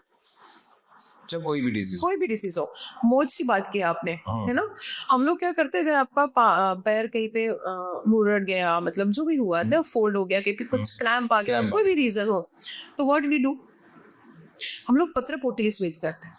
पत्र पोटली? हाँ, जिसकी अंदर ना 21 प्रकार की औषधि द्रव्य की पत्ती होती है, पेड़ की पत्ती होती है। मुझे तो मूवी का सीन याद आ रहा है, जिससे पहले दिखाते थे ना कि कोई चोट लगी, जंगल में कोई है, तो आदिवासी हैं, तो ऐसा कुछ करके पत्ते से सही कर देते हैं। इफेक्टिव है सर। खंडू चक्का नाम का पत्ता आता है, मतलब ये तो मुझको एक फॉरेस्ट ऑफिसर है बहुत बड़े महाराष्ट्र के, उन्होंने मुझको बताया कि खंडू चक्का का उन्होंने यूज किया था एक हेम के ऊपर। एक्सीडेंटली वो उसका पैर टूट गया और वो गढ़चिरौली करके एक जगह है वहाँ पे थी, तो उन्होंने उनको लेके आए और उन्होंने मतलब उनका जो भी थे साथ में उनको बांध के लेके आए खंडू चक्कर के पत्ते आने तक। गढ़चिरौली टू नागपुर 2.5-3 घंटे का सफर होगा, मैक्सिमम 4 आवर्स। वो चलने लगी थी, इतना इफेक्टिव है। इतना इफेक्टिव है। और वो फॉरेस्ट वालों को क्यों पता है? क्योंकि उनको पता है कि यहाँ पे क्या क्या मेडिसिन है जो बहुत ज्यादा इफेक्टिव और ये एक आम लोगों को नहीं पता है। है। आप लोगों को नहीं पता और वो एक्सेप्ट करने के लिए टाइम लग रहा है ना, क्योंकि इजी अभी आयुर्वेद बहुत इजी हो गया है सर। हम लोग भी एक गोली से आपके एसिडिटी बता मतलब खत्म कर देते हैं, इजीली खत्म होती है। रूट से करना है तो you need to go for the panchakarma. Acidity का जैसे हर घर के अंदर है ये प्रॉब्लम, खाना खाते जलन शुरू हो रही है। अब क्या करें? एसिडिटी की अगर ऐसी होती है, कुछ खाने से जलन हो रही है या आपका समोसा खा लिया, कुछ पिज्जा खा लिया तो जलन हो गई, तो सबसे सीधी सीधी बात, खाने के बाद जो नॉर्मल रूटीन का आपका खाना है उसके बाद आप थोड़ी सी अजवाइन खाना शुरू कर दो, उसके साथ थोड़ा सा सौंफ। अच्छा, सौंफ और अजवाइन मिक्स करके खाओ उसको और चबाना है उसको, चबा के खाना है। चबा के खाना बहुत ज्यादा इंपॉर्टेंट है। जब भी खाना खा रहे हो आपको थोड़ा आराम से खाना खाना है। पित्त वाले खूब फास्ट खाना खाते हैं, उनको लगता है कि बहुत आग लगी है, फटाफट उसको भी मतलब खत्म कर देना चाहिए। थोड़ा सा आराम से खाना खाना है उन्होंने। पानी का इंटेक ज्यादा लेना है। फिर भी अगर आपका पित्त बढ़ रहा है तो रात को सिर्फ एक कप में आपका गुनगुना पानी रहेगा और उसके अंदर त्रिफला रहेगा। लेकिन ये त्रिफला आप सुबह भिगो के रखोगे आधा चम्मच in the cup of water और रात को सोने के पहले उसका सेवन करोगे तो आपकी एसिडिटी वैसे ही कम हो जाएगी। लेकिन जो त्रिफला का तो पाउडर आता है ना, पाउडर आता है, अगर सुबह भिगो कर रख दें, सुबह भिगोना है और रात को पानी पीना है। उसको छान लें फिर क्यों? अच्छा वैसे पानी ले लें, आपने गुनगुना पानी लेना है। गुनगुना पानी ले, जैसे मेरे को वापस समझाओ इसे। सुबह मैंने गुनगुने पानी में त्रिफला का पाउडर 1 चम्मच डाल दिया। अपने सादे पानी में त्रिफला का पाउडर 1 चम्मच डाल दिया। ठीक है, 1 चम्मच नहीं डालना आपको, आधा चम्मच डाल दिया। आधा चम्मच डाल दिया। रात को जब भी आपको पीना है, खाना हो गया उसके 1 घंटे के बाद दो हल्का सा गुनगुना करना है और पी लेना। अच्छा, उसी को गुनगुना कर लेना है। छान सकते हो आपको, अगर आपको कुछ डिफिकल्टी है तो खाने पीने में, नहीं है तो प्लीज हैव इट। अगर फिर भी आपका पित्त बढ़ रहा है तो जैसे उठ जाते हो, आपका जो भी मॉर्निंग सब काम है वो खत्म होता है, उसके बाद गुनगुने पानी में 1 चम्मच घी डालना है आपको। अगर आपकी कोलेस्ट्रॉल लेवल बढ़ रहे हैं तो आप ये मत सोचना कि घी के कारण बढ़ रहे हैं, वो आपके ऑयल के कारण बढ़ते हैं या फिर इनडाइजेशन के कारण बढ़ते हैं, आपके लैक ऑफ एक्सरसाइज के कारण बढ़ते हैं। तो घी पीने में कोई दिक्कत नहीं है। आप 1 चम्मच आधा चम्मच जो भी आप पी सकते हो। घी को हल्का सा गर्म करके, घी को हमेशा डबल बॉयलर मेथड से गर्म करना है, उसको डायरेक्ट गैस नहीं लगाते। उसको आधा चम्मच डाल दो और वो कप भर पानी पी लो आप, बहुत अच्छा होगा। अच्छा, पानी गर्म कर लें, उसमें घी डाल लें। हाँ, और वो भी चलेगा, फिर एकदम गर्म नहीं पी पाओगे ना। अच्छा ठीक। और घी गाय का, भैंस का, ये कॉन्सेप्ट है? गाय का घी तो सर्वश्रेष्ठ घी माना गया है। अरे वो मिलता है तो अच्छा है, बट आजकल हम लोग कोई रिस्ट्रिक्शन नहीं दे सकते। ये ट्राई कीजिएगा कि घी ओरिजिनल हो। दूध पीना बंद कर दिया है। दही के लिए कितने सारे कॉन्सेप्ट चल रहे, पियो मत पियो कर। अरे ऐसा कोई भी, सब लोग ध्यान रखो, ऐसा कोई भी फूड ये दुनिया में नहीं है जो कोई भी आयुर्वेदिक कंसल्टेंट या कोई भी डॉक्टर ये बोल सकते हैं ये खाने से आपको बीमारी होगी।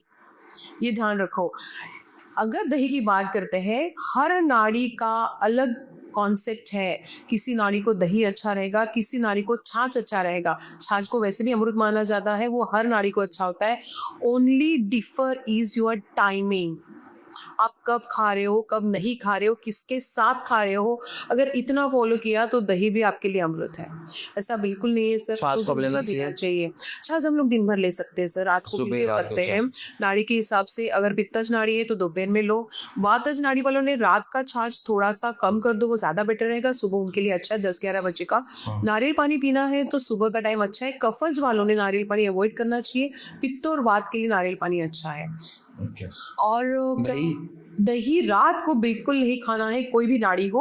वात नाड़ी वाले रात को दही खा सकते हैं, लेकिन उन्हें छाछ रात को अवॉइड करना है। छाछ अवॉइड करना है, ओके।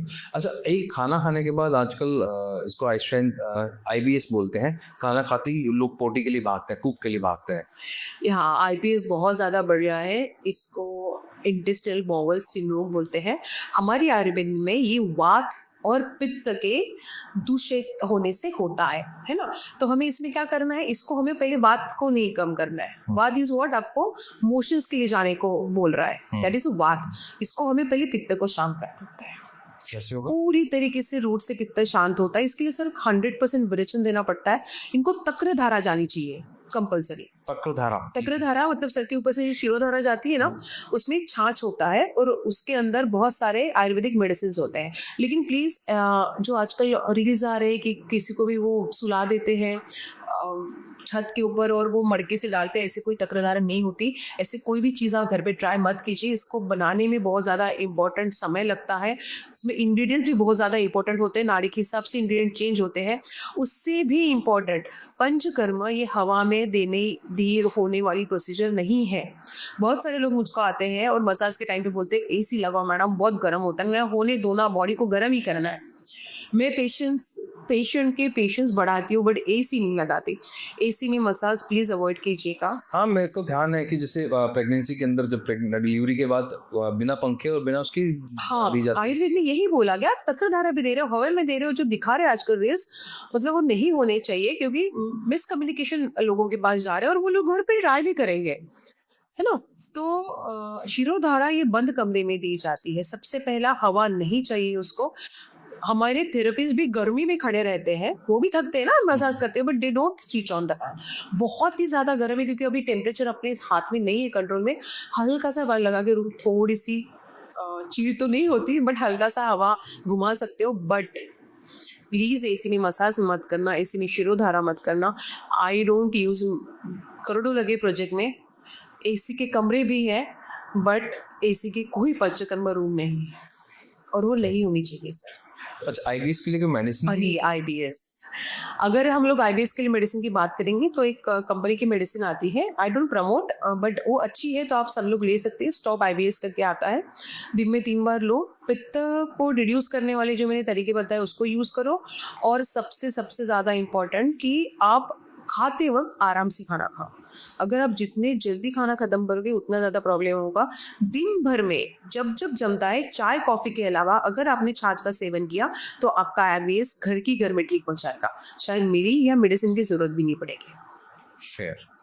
अब आते हैं बाकी और बहुत सारी प्रॉब्लम्स हैं। Yes. स्पेशली अगर किसी को डायबिटिक हो चुका है और वो आपके पास अभी नहीं आ रहा है, तो क्या कुछ मेडिसिन भी हैं आयुर्वेद में जैसे एलोपैथी में होती हैं? बिल्कुल बिल्कुल। अगर वो 2 चीज़ें बताती हूँ। एक तो आप घर में क्या कर सकते हो, लेकिन क्या होता है वो घर में बहुत ज़्यादा इफेक्ट नहीं आता है क्योंकि वो बहुत सारी एलोपैथी दवाई ले चुका होता है। What is allopathy medicine? I am not against in that. जरूरी भी है, इमरजेंसी में कोई ऑप्शन नहीं होता है सर अपने पास, तब वही बहुत ज़्यादा काम में आती है। लेकिन body is dependent on something which is readymade. तो ये बॉडी को शिफ्ट करना है तो धीरे धीरे उन्होंने घर पे शुरू कर देना चाहिए। रात को मेथी 1 चम्मच भिगोई, 1 ही चम्मच मेथी भिगोनी है। सुबह उठ के उसका पानी पीना है। पानी इज इम्पॉर्टेंट। मेथी खाना नहीं खाना, फेंका, कुछ भी फर्क नहीं पड़ रहा है बट उसका पानी पीना बहुत ज़्यादा इंपॉर्टेंट है। करेले का और नीम का जूस, उसके साथ जामुन के बीज का चूर्णा, ऐसे अगर उबाल ले। नीम का और करेला का जूस तो फ्रेश निकालेंगे, जामुन बीज चूर्णा अगर उसके साथ मिक्स करके खाए तो ठीक है, नहीं तो फिर उसको उबाल के उसके अंदर डालना है। कड़वा लेके इसमें सर आधा ग्लास पीते लो। Only 2 teaspoon, not tablespoon. अच्छा, आधा ग्लास बोलेंगे ना तो वो मात्रा इतनी मैटर करती है ना आयुर्वेद में। मात्रा, अनुपान, मतलब किसके साथ क्या खा रहे हो, कितना खा रहे हो। 2 चम्मच लेना है। और तो जो पार्क्स होते हैं ना, पार्क के बाद ना बकायदा लौकी का, केले का, करेले का और केले का क्या बोलो, लौकी, घिया, इन सब का जूस पिलाते हैं पूरा 1 गिलास, 300 ml 400 ml। क्या बात कर रहे हो? नहीं ना, इतना तो बॉडी को चाहिए ही नहीं। मात्रा बहुत मैटर करती है। सिर्फ इतने छोटे गिलास आते थे पहले में, उतने ही ग्लास का हमें 50 ml का पीना है। अगर आप लौकी की बात कर रहे हो, बेल का मुरब्बा, बेल का जूस आता है, अगर उसकी बात करें, इतना सा। मैं जैसे घर में किसी के शुगर पेशेंट है, वो एक जेमिनार करती मेडिसिन आती है, कोई भी जिसके अंदर ठीक है, वो 150-200 रुपए का पत्ता है। मान लीजिए दिन में 2 बार लेते हैं वो, तो 300 रुपए लगता है। अब वो आयुर्वेद में जाता है। अब वो भूल जाते हैं कि उसको रूट कॉज ठीक करना है। अब आपने इसमें मान लो 4-5 मेडिसिन लिख दी, अब वो पड़ती 1000 रुपीज की। 3000 की लो, 4000 की बोल रही हूँ ना मैं। 4000 रुपए महीना? हाँ सुनो ना, अगर 4000 रुपए महीना, 5000 ले लो, चलो और महंगे जा। तो मतलब वही तो 300 ले लो, 500 वही ले लो, 5,000 ही ले लो, है ना सर। आप आपकी किडनी बचा रहे हो, आप आपके लीवर बचा रहे हो, डॉक्टर खुद बताता है कि ज़्यादा देर नहीं लेना ही है। ना आप ठीक कहाँ हो रहे हो, आपको 5,000 रुपये महीने का साल भर ही लेना है, फिर बंद करना है। ये तो आपको मरते दम तक लेना है, और वहां तक जाने तक पता नहीं क्या क्या डैमेज होगा, और ऐसा केमिकल आपको क्या रिएक्ट करता है ये मुझको भी नहीं पता, वो देने वाले डॉक्टर को भी नहीं पता। अगर लाइफ कॉस्टिंग अगर देखते हैं, अगर आपको ब्लॉकेज है, नहीं है, जस्ट किसी पर्सन को ब्लॉकेज है, तो वो क्या करता है, स्टेल डालने के लिए जाता है।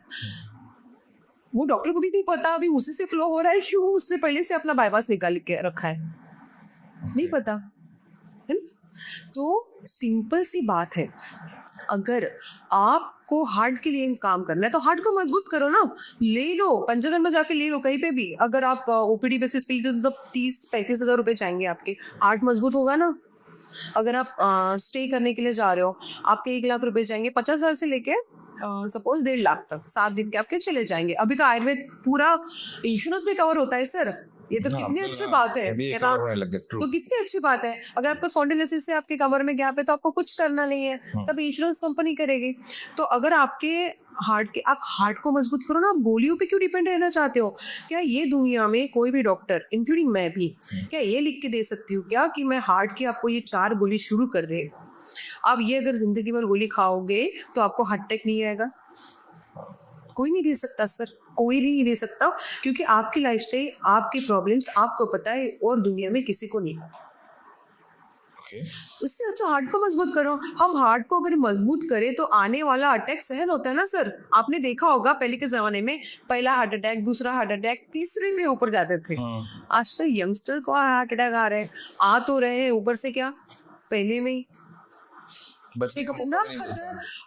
हमारे नागपुर में ये तो सबको बात पता है, बहुत बड़े न्यूरो सर्जन थे, बहुत बड़ा हॉस्पिटल है सर, मतलब क्या ही बोलूं, रोज के करोड़ों के, मतलब उनका होगा इनकम जो भी होगा, खुद का हॉस्पिटल है, खुद का।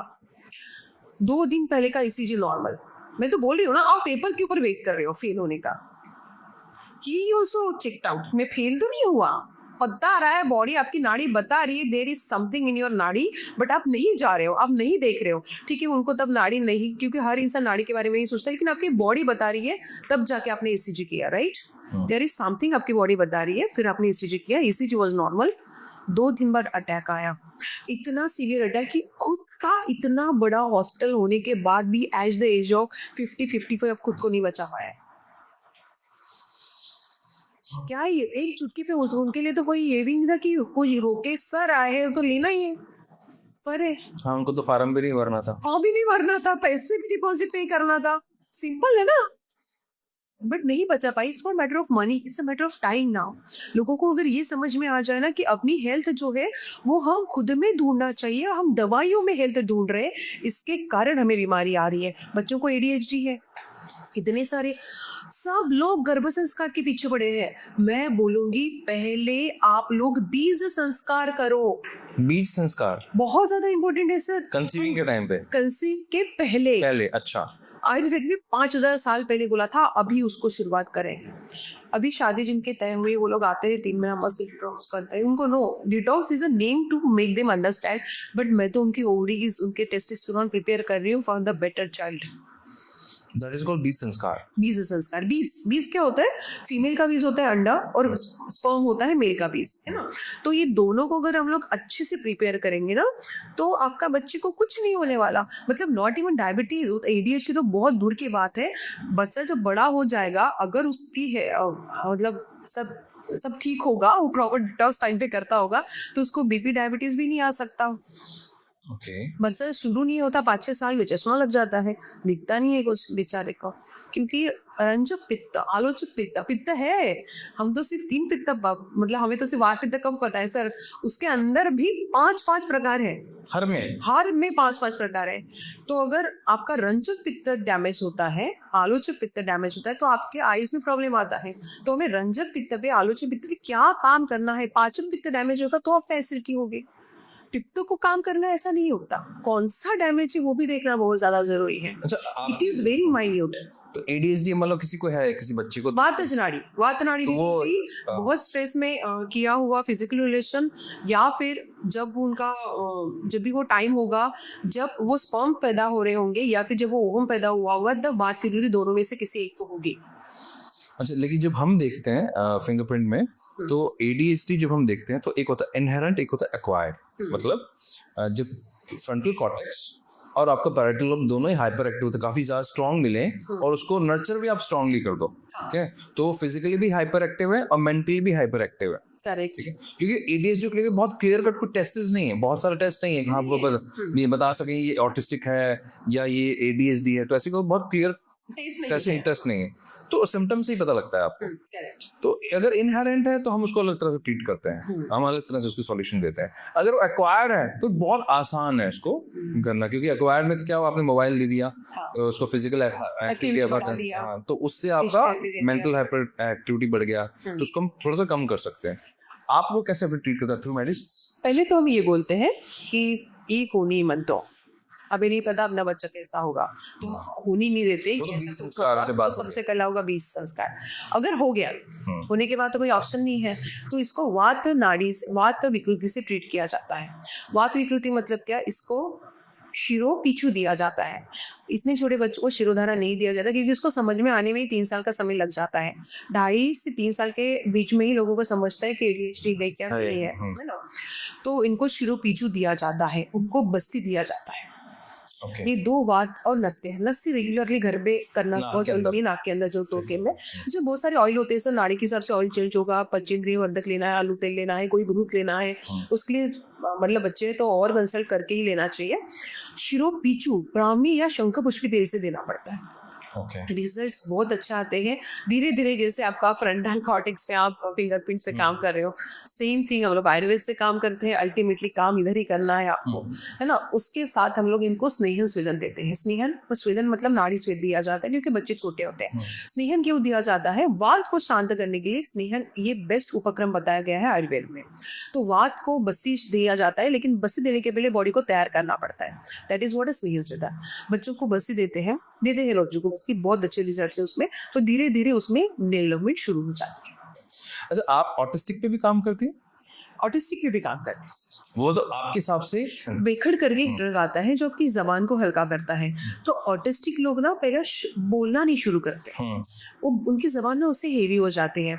बहुत लवचिक होती है टंग, लवचिक मतलब बहुत इलास्टिसिटी होती है उसके अंदर। अगर उसका यूज नहीं किया तो वो बोथट हो जाती है, मतलब हेवी हो जाती है। तो वी हैव अ वेखंड कि जिससे हम टैबलेट्स बनाते हैं। अभी प्रीवियसली देयर वाज एक स्टिक मिलती थी, उसको आपको ऐसा घस के उसको चाटना पड़ता था प्रीवियस एज में। अभी आपको टैबलेट मिलती है, जिसको अगर बहुत ही छोटा बच्चा है तो मैं तो बोलती हूँ उसको कूटो, अच्छा ठीक है, अच्छा से बारीक करो, और उसको बाद सिलबट्टे में कूटो। उसके बाद उसको ना शहद के साथ घोलो और फिर चाटन दो। कुछ चीज़ों का ना हमको जो होता है मोड ऑफ ट्रांसमिशन, है ना, जिससे वो चीजें ट्रांसफर होती है एक दूसरे को। जैसे आपकी बाद में मैं मुझको कुछ सिखाना है तो मैं आपको 10 बार बोलेंगी, बोलो राम राम राम। ये मोड ऑफ ट्रांसमिशन हो गया कि मैं आपको कुछ सिखा रही हूँ। अब एक होता है mode of administration in our medicine. तो उसका जो मोड ऑफ एडमिनिस्ट्रेशन है जो ऑटिस्टिक बच्चों के लिए जाता है वो होता है टंग। तो उसको चाटन करके अगर हम लोग खाते हैं तो उसका रिजल्ट बहुत ज्यादा अच्छा आता है। तो ऐसी कुछ ड्रग्स है जिसको मैं बोलती हूँ टैबलेट में इजीली बन गए हैं आज के जमाने में। तो कोई टेस्ट नहीं है, कुछ नहीं है, but you just have it with the water, you just have it with the शहद, जो भी जरूरी है उसके हिसाब से बताते हैं। तो ऑटिस्टिक चिल्ड्रन में ब्राह्मी का यूज होता है, वो भी टैबलेट फॉर्म में आता है और उसको भी मैं चाटन करके ब्राह्मी की बात करती हूँ। अभी इसमें ऐसा नहीं होगा कि कोई भी ब्राह्मी की दवाई लिया और अपने बच्चों को दिया, तो प्लीज ऐसा भी मत करना। सबसे पहले इंपॉर्टेंट है उसकी नाड़ी देखना। 101% उसका वात ही विकृत होगा अगर ऑटिज्म है तो, लेकिन उसके साथ पित्त की कितनी विकृति है या कफ की कितनी विकृति है वो भी जांच करना पड़ेगा, तभी उसके मेडिसिन बनेगी। क्योंकि बच्चे हैं, बच्चों को एकदम से, this is not the modern medicine के बुखार आ गए तो बच्चों को इतना ml इतने बॉडी वेट के हिसाब से दो। No, every time medicine will differ for the person with the age, with the symptoms and with the nadi. But autism पे काम करना बहुत ज़रूरी है आज के ज़माने में, नहीं तो नई जनरेशन कैसे तैयार होगी। अभी ये प्रॉब्लम बढ़ रहा है। बहुत ज़्यादा बढ़ रहा है क्योंकि हमारे कारण sir we are not good parents, कि हमें अगर पता है कि हमें बच्चा कंसीव करना है आगे जाके, तो हम अपनी हेल्थ की कितनी केयर ले रहे हैं। पहले में शादियाँ बहुत जल्दी हो जाती थी और वो बहुत अच्छा था क्योंकि आपके जो एग थे वो भी स्ट्रॉन्ग रहते थे, स्पर्म भी अच्छे रहते थे। लेकिन आजकल ना आई डोंट माइंड कि लोग पार्टी करते हैं, आई डोंट माइंड लोग नॉनवेज खाते हैं, ठीक है मैं नहीं खाती हूँ, but I don't mind if you are having, but detox तो करो ना। आपको पच रहा है क्या वो नॉनवेज की अपक्वा आहार ही शरीर में बन रहे हैं, तो आपका शुक्र धातु 100% डैमेज होगा अगर आपको कोई भी चीज़ अगर नहीं पच रही, इवन अगर वो पानी क्यों ना रहे, है ना। तो हमें ना अपनी आदतें चेंज कर दी है। पानी तो बहुत बड़ा रोल प्ले करता है इन द इनफर्टिलिटी। जितना बॉडी पर एसिडिक रखोगे उतना ज़्यादा प्रॉब्लम आएंगे, उतने ज़्यादा आपके स्पर्म भी कमज़ोर होंगे और ओवम भी, फिर उसका जो अपना आउटपुट है, रिजल्ट है, दैट इज ऑटिज्म।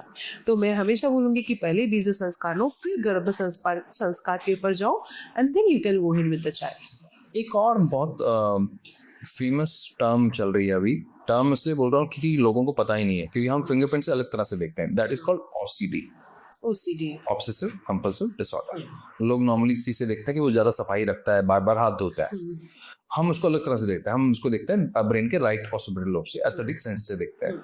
तो ये नॉर्मल भी है, किसी में ज़्यादा है तो थोड़ा सा एक्स्ट्रा दिखता है, लेकिन अब वो ये टर्म बहुत कॉमन हो गया है। तो OCD को भी आप ट्रीट करते हैं और क्या मानते हैं आप इसमें? एक्चुअली कह रहे हैं OCD को हम लोग ट्रीट करते हैं, अगर हमको मानना रहा इसको, तो इसमें कफ और वात दुष्टि, अच्छा, उसको उल्टा बोलूंगी मैं, वात और कफ दुष्टि बोलेंगे, ओके। है ना। तो इसमें मैक्सिमम तीनों दोष भी आते हैं, बट कफ और वात दुष्टि ज़्यादा होती है। OCD के पेशेंट को अगेन उनको शिरोधारा बहुत ज़्यादा इफेक्टिव होती है, नस से बहुत ज़्यादा। अभी एक पेशेंट थे, अगर वो भी देखते हैं मेरे जनरली पॉडकास्ट, वो भी देख रहे होंगे, उन्होंने देख के आए थे, तो उनको था OCD का प्रॉब्लम। मेरे यहाँ पे आए, काफ़ी दूर से आए थे, हाथ रखो सो मतलब ये हंसने की बात नहीं है, बट मुझको लग रहा था कि कुछ नहीं है वहाँ पे, कुछ नहीं है, but she used to check it, कुछ है क्या, देन शी फिर नहीं ये देखा, फिर भी इसको ऐसा पहुंचा। सो ये जो कॉन्सेप्ट होता है कि मुझको कोई हार्म करेगा, तो उसको सबसे पहले उसका आज्ञा चक्र को एक्टिवेट करना बहुत ज़रूरी है। शुरुआत उसने मूलाधार से करना चाहिए। मूलाधार नीचे से ऊपर आते हैं, डायरेक्ट आगे चलकर एक्टिवेट किसी का नहीं होता। एक्टिवेट अगर आज्ञा कर रहे मतलब आपको मूलाधार से, आपको जमीन से जुड़ना ज्यादा इम्पोर्टेंट है। ग्राउंडिंग बहुत ज्यादा इम्पोर्टेंट। जमीन पे बैठ के खाना खाना, जमीन पे बैठ के खाना खाओ, बिना चप्पल के आप घूमो तो यार, घर में घूम लो, अपने घर में घूम लो, घर पे भी लोग स्लीपर नहीं निकालते। तो ग्राउंडिंग बहुत ज़रूरी है अगर आप इस पे चाह रहे हो। इन पेशेंट को अगर अर्थिंग कर दिया ना हमने, मतलब अर्थ से जुड़ा दिया ना, नीचे बैठ के, सर अमृतल आयुर्वेदा में हम लोग नीचे बैठ के खाना खिलाते हैं, नीचे में पूरा गोबर से बनाया हुआ है, उधर ही बैठ के खाना खाओ, ये कंपलसरी है। हाँ, जिसके पैर में तकलीफ है वो भी टेबल चेयर पे बैठ सकता है, बट द थिंग इज वो चप्पल पहन के, मतलब चप्पल निकाल के ग्राउंडिंग होगा ही, उसके पैर नीचे ही टच होने चाहिए, ये कंपलसरी है। तो ये जो चीज़ें हैं ना, OSD जैसी जो चीज़ें हैं, वो क्यों इंट्रोड्यूस हो रही है, हम ना दूर चले जा रहे हैं अपने ग्रूट से, और वो अपने को एक्सेप्ट नहीं है, इसीलिए ये हमें प्रॉब्लम दिखता है। तो हम लोग इसको शिरोधारा पंचकर्म तो करती है, कुछ मेडिसिन देते हैं जिसमें हम लोग, मैं तो जो मेडिसिन मैं बनाती हूँ इसको मैं मेध्यामृत बोलती हूँ। मेध्या मतलब आपकी बुद्धि को थोड़ी चालना देना कि कुछ भी हो मुझको नुकसान नहीं हो सकता। दिस इज व्हाट कॉन्सेप्ट है दिमाग का, कि मुझको नुकसान करेगा, यहाँ पे धूले मुझको नुकसान करेगी, मैं खाऊंगी तो मुझको नुकसान होगा, मैं हाथ दूंगी, और कुछ लोग यार कुछ नहीं होगा, बैठ जा ऐसे ही खा लेंगे वैसे, तो कुछ नहीं होता। बट वो कॉन्सेप्ट जो है, आपको ग्राउंड से जुड़ना बहुत ज़रूरी है, मिट्टी के पास बैठना ज़रूरी है। ऐसे लोगों को ना आप मोर ओवर पहले दिन में आके बराबर नहीं, बट फिर भी मिट्टी से बना हुआ बर्तन जो होता है ना, पोट्री जिसको बोलते हैं, ऐसी चीज़ों से जुड़ा तो अपने आप ये चीज़ें दूर होगी। पहले तो बिना चप्पल के गार्डन में घुमाओ, तब जाके होगा सर। मेंटल ब्लॉकेजेस हैं जिसको ठीक किया जा सकता है, रिवर्सेबल है, चाहे OCD मैंने क्या बोला, दोनों भी। अब क्या होता है, OCD के जो पेशेंट्स हैं वो बड़े होते हैं, तो वो हैंडल करना थोड़ा सा आसान हो जाता है। पहले रूट पे काम करो, और आज्ञा भी सब ठीक हो जाए। आई डोंट नो, मतलब आपने कभी इस पे ध्यान दिया नहीं दिया। पीसीओडी के लिए जब हम देखते हैं तो हम श्री यंत्र त्राटक बोलते हैं, करवाते हैं वो। तो श्री यंत्र त्राटक पे रिसर्च भी है। त्राटक से आपके पीनियल और पिट्यूटरी ग्लैंड पे काम होता है, और पीसीओडी में आप भी वही बता रहे हैं, तो उसका भी इम्पैक्ट पड़ता है, आपके पीरियड्स नॉर्मल हो जाते हैं। वो इतना पावरफुल है त्राटक। क्यों? क्योंकि आप फोकस कर रहे हो, आप आपके हार्मोन नेचुरली सेटल कर रहे हो। ये हार्मोनल डिसीज नहीं है, बट आपके हार्मोन इससे डिस्टर्ब होते हैं। हमने क्या किया कि हम सिर्फ हार्मोन को सेट करते रहे आज तक, इसके कारण पीसीओडी को या पीएमओएस को रिजल्ट नहीं आया। आयुर्वेद क्या करता है कि हार्मोन को सेट ही हाथ ही नहीं लगाता, छेड़ता है वो हाँ आपके ग्लैंड्स के ऊपर काफ रखता है। अच्छा, एक बात और बताइए, लास्ट हम पॉडकास्ट के बुके बातें बहुत सारी है। फास्टिंग, और आजकल लोग फेमस भी इंटरमिटेंट फास्टिंग, तो वो भी, अरे खाली फास्टिंग जो उपवास अपने यहाँ पे हुआ करते हैं, व्रत हुआ करते हैं, क्या ये डायबिटिक पेशेंट या किसी नॉर्मल इंसान को हेल्प करते हैं? बहुत अच्छे सवाल है, मेरा तो फेवरेट है। उसको बहुत जगह पे एज अ गेस्ट बुलाते, तो मैं ये टॉपिक तो निकालती हूँ सर, सीरियसली। तो मैंने आपके मन की बात पढ़ ली। ठीक है। ऊपर मतलब क्या होता है, जो आपके बहुत पास में है, जैसे उपनगर, ओके, है ना, या ऊपर राजधानी, so which is very near by, और या आपके लिए बहुत ज्यादा इम्पोर्टेंट है। प्रधानमंत्री, मुख्यमंत्री, वो मुख्यमंत्री के एकदम बाजू का खास उसका ऊपर मीन्स जो आपके जस्ट बाजू में है, या आपके बाद जो ज्यादा इम्पोर्टेंट है, दैट इज ऊपर। और वास मतलब क्या होता है, जैसे आपने सुना होगा वनवास, वन मतलब जंगल में रहना, जिसे राम जी कहते वनवास, वास मतलब रहे। उपवास का क्या मीनिंग है और हमने क्या किया है उसके साथ, ये मैं बताना चाहती हूँ। उपवास जो है, वास मतलब रहना, आपके एकदम जो पास का है उसके साथ रहना। वो कोई भी हो सकता है, वो गणेश जी हो सकते हैं, वो लक्ष्मी माता हो सकती है, वो शंकर जी हो सकते हैं, वो शिव हो सकते हैं, वो पार्वती हो सकती है, कोई भी हो सकता है, आपके मम्मी पापा हो सकते हैं, एनीवन इन द वर्ल्ड। तो उस टाइम पे जब उपवास ही शब्द निकला था, तब ये उसका मीनिंग था कि आपके पास का जो है उसके साथ आपको रहना है। अगर मैंने सोचा कि मेरे पास शिव जी हैं, मैं आज उनके साथ ही रहना चाहती हूँ, तो what I will do, I will go into the road, Shankar ji के जहाँ पे पिंड है वहाँ पे मैं बैठूंगी और शंकर जी की आराधना करूंगी। अब बीइंग अ फीमेल या you are being a male, आपको तो बाहर जाने काम करने के लिए, या फिर मुझको घर पे तो खाना पकाना पड़ेगा। तो उस टाइम पे क्या होता था कि आज तो मेरा उपवास है, घर पे एक लोगों ने छुट्टी ले लिया है, क्यों उपवास, क्योंकि I want to do the आराधना ऑफ शंकर जी। तो वो उस टाइम जो मेरा खाना खाने बनाने में था वो मैंने इधर डाल दिया। अब खाना नहीं बनाऊंगी, खाऊंगी नहीं, तो मैं क्या करूंगी, मैं फलाहार करूंगी। उसको हमने क्या कर दिया, फरार। हम मराठी में फरार बोलते हैं, अब आप हिंदी में क्या बोलते हैं मुझको बताइएगा। फलाहार ही बोलते हैं। हाँ, फलाहार इज अलग थी। जो आप साबूदाना खा रहे हो, जो आप भगर खा रहे हो, या चिप्स बना के खा रहे हो, वो कॉन्सेप्ट इज अ फरार। अच्छा, उस टाइप पे फलाहार था। हाँ, पहले फलाहार ही हुआ करता था। हाँ, फलाहार ही था। मतलब मैं अब शंकर जी के पास बैठ रही हूँ, तो मैं खाना नहीं बनाने वाली, बर्तन नहीं घसने वाली, मैं सिर्फ उनके साथ टाइम बिताने वाली हूँ, because I want time for him today, कि या फिर मेरे लिए। तो मैंने फल तोड़े, लाए, जब भूख लगी खाए, आराधना किया, भूख लगी खाए, आराधना किया। एकदम क्लियर कट आयुर्वेद में बोला गया है, भूख लगी तो खाना खाओ, भूख नहीं लगी तो खाना मत खाओ। कोई टाइम के अकॉर्डिंग नहीं। कोई सर, एक क्वेश्चन है मेरे क्वेश्चनर में, आप कब खाते हो, भूख लगी तब खाते हो या टाइम हो इसलिए खाते हो? 5:30 बज गए, कॉफी का टाइम हो गया, 9 बज गए, अब खाने का टाइम हो गया। नहीं, that means you need to work on your stomach. This is a clear cut indication. ये कोई नहीं था 12 घंटे फास्टिंग, इंटरमीडिएट फास्टिंग, इफेक्ट आता है, सब होता है, लोगों को नहीं होता है जिसको नहीं होना है, क्योंकि आयुर्वेद किसी एक के लिए आयुर्वेद बोलता ही है, सृष्टि एक के हिसाब से नहीं चलती। अगर मैंने बोल दिया आपकी नाड़ी पित्त वात जाए, तो वो है, अगर मैंने बोल दिया कि आपकी बॉडी हमेशा पित्त वाता जी रहेगी, तो ऐसा नहीं है, चेंज हो जाएगी। चेंज हो सकती है, क्योंकि आपने कफ को विकृत कर लिया है।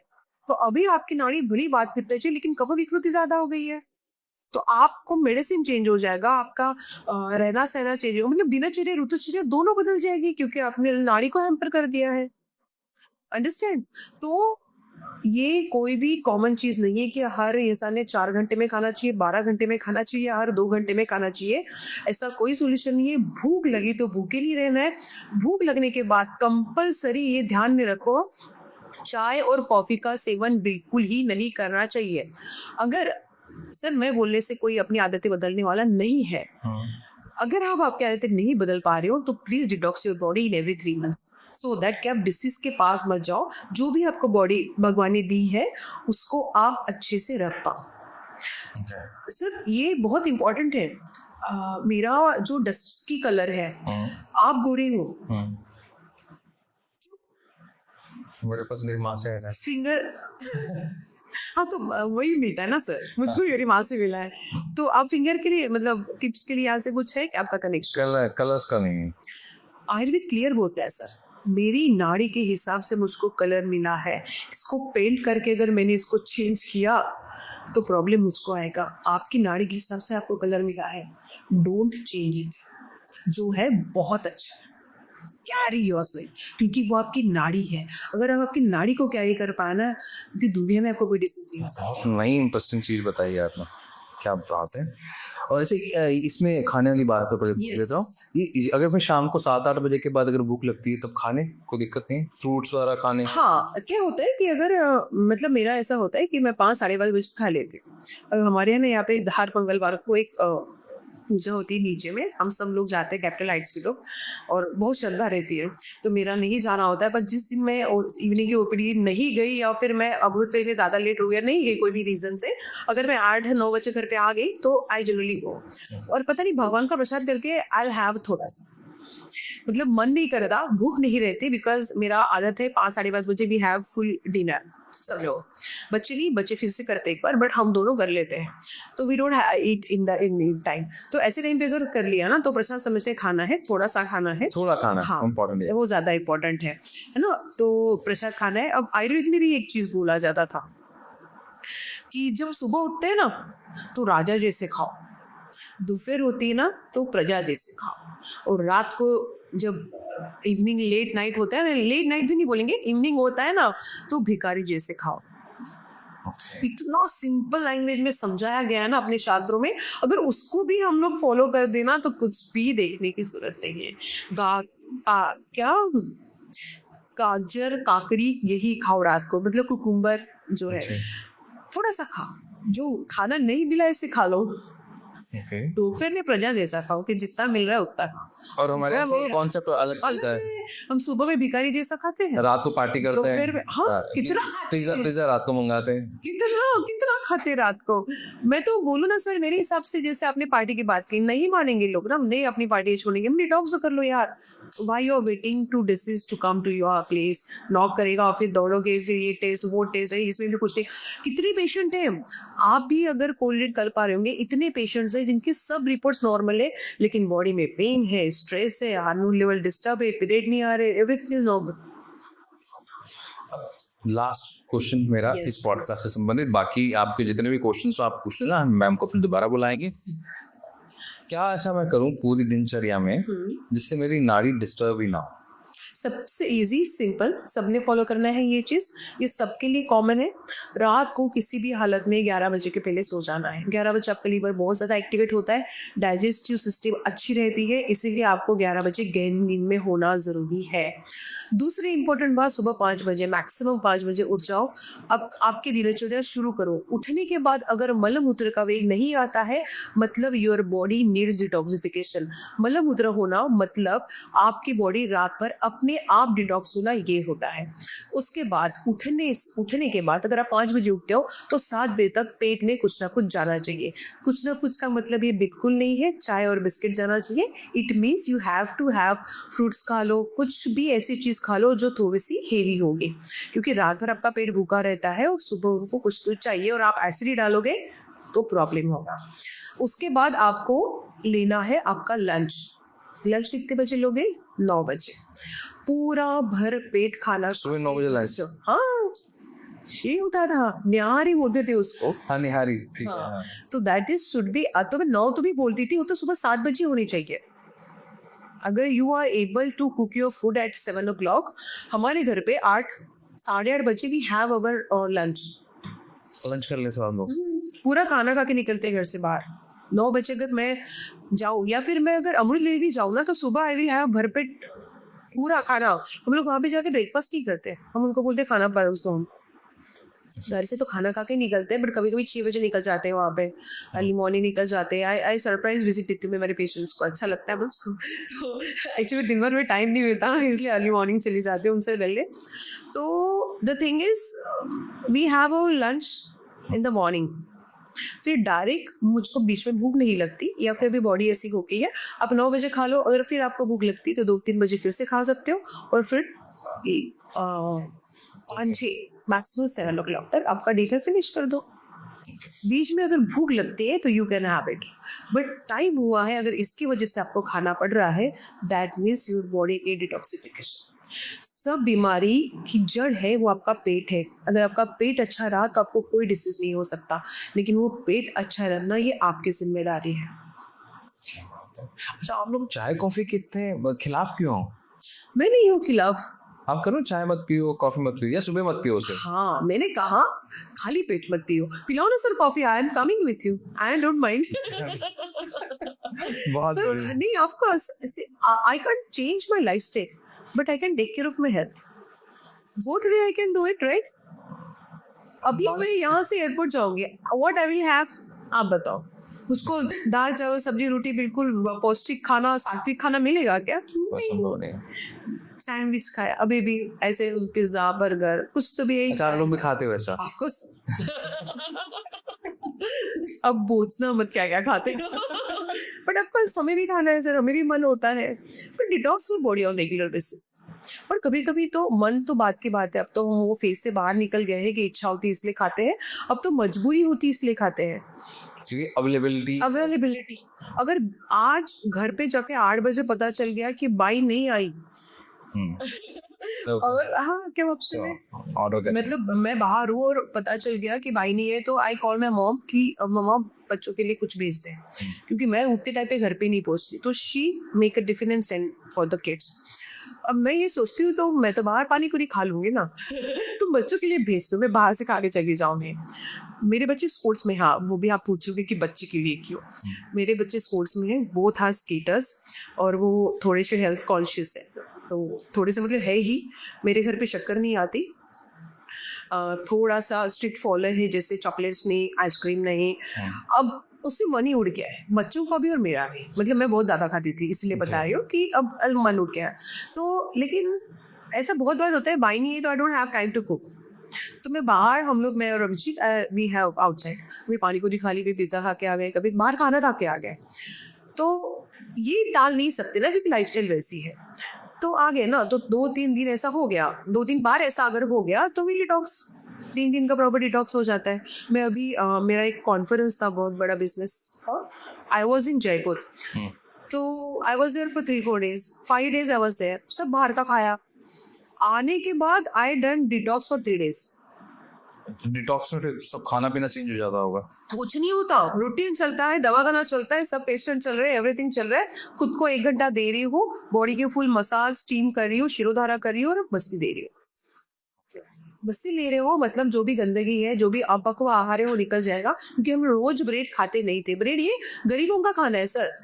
पहले के जमाने में आप कभी भी देखो पुरानी मूवीज, ब्रेड पकड़ा देते हाथ में, तो वो गरीब, इवन फॉरेन की मूवी भी देखो तो ब्रेड वो मतलब इसलिए अमीरों का खाना नहीं है। काजू बादाम किशमिश ऐसी चीजें खाना पड़ता है ना।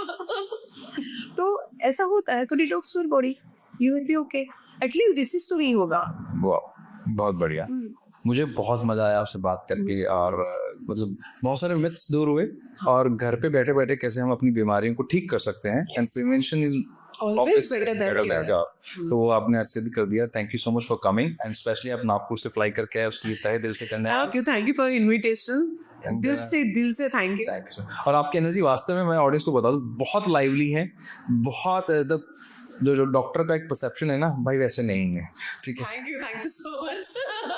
अभी तक आपने हमें फॉलो नहीं किया है, सब्सक्राइब नहीं किया, तो इस तरह के बहुत सारे कंटेंट आप मिस कर जाएंगे।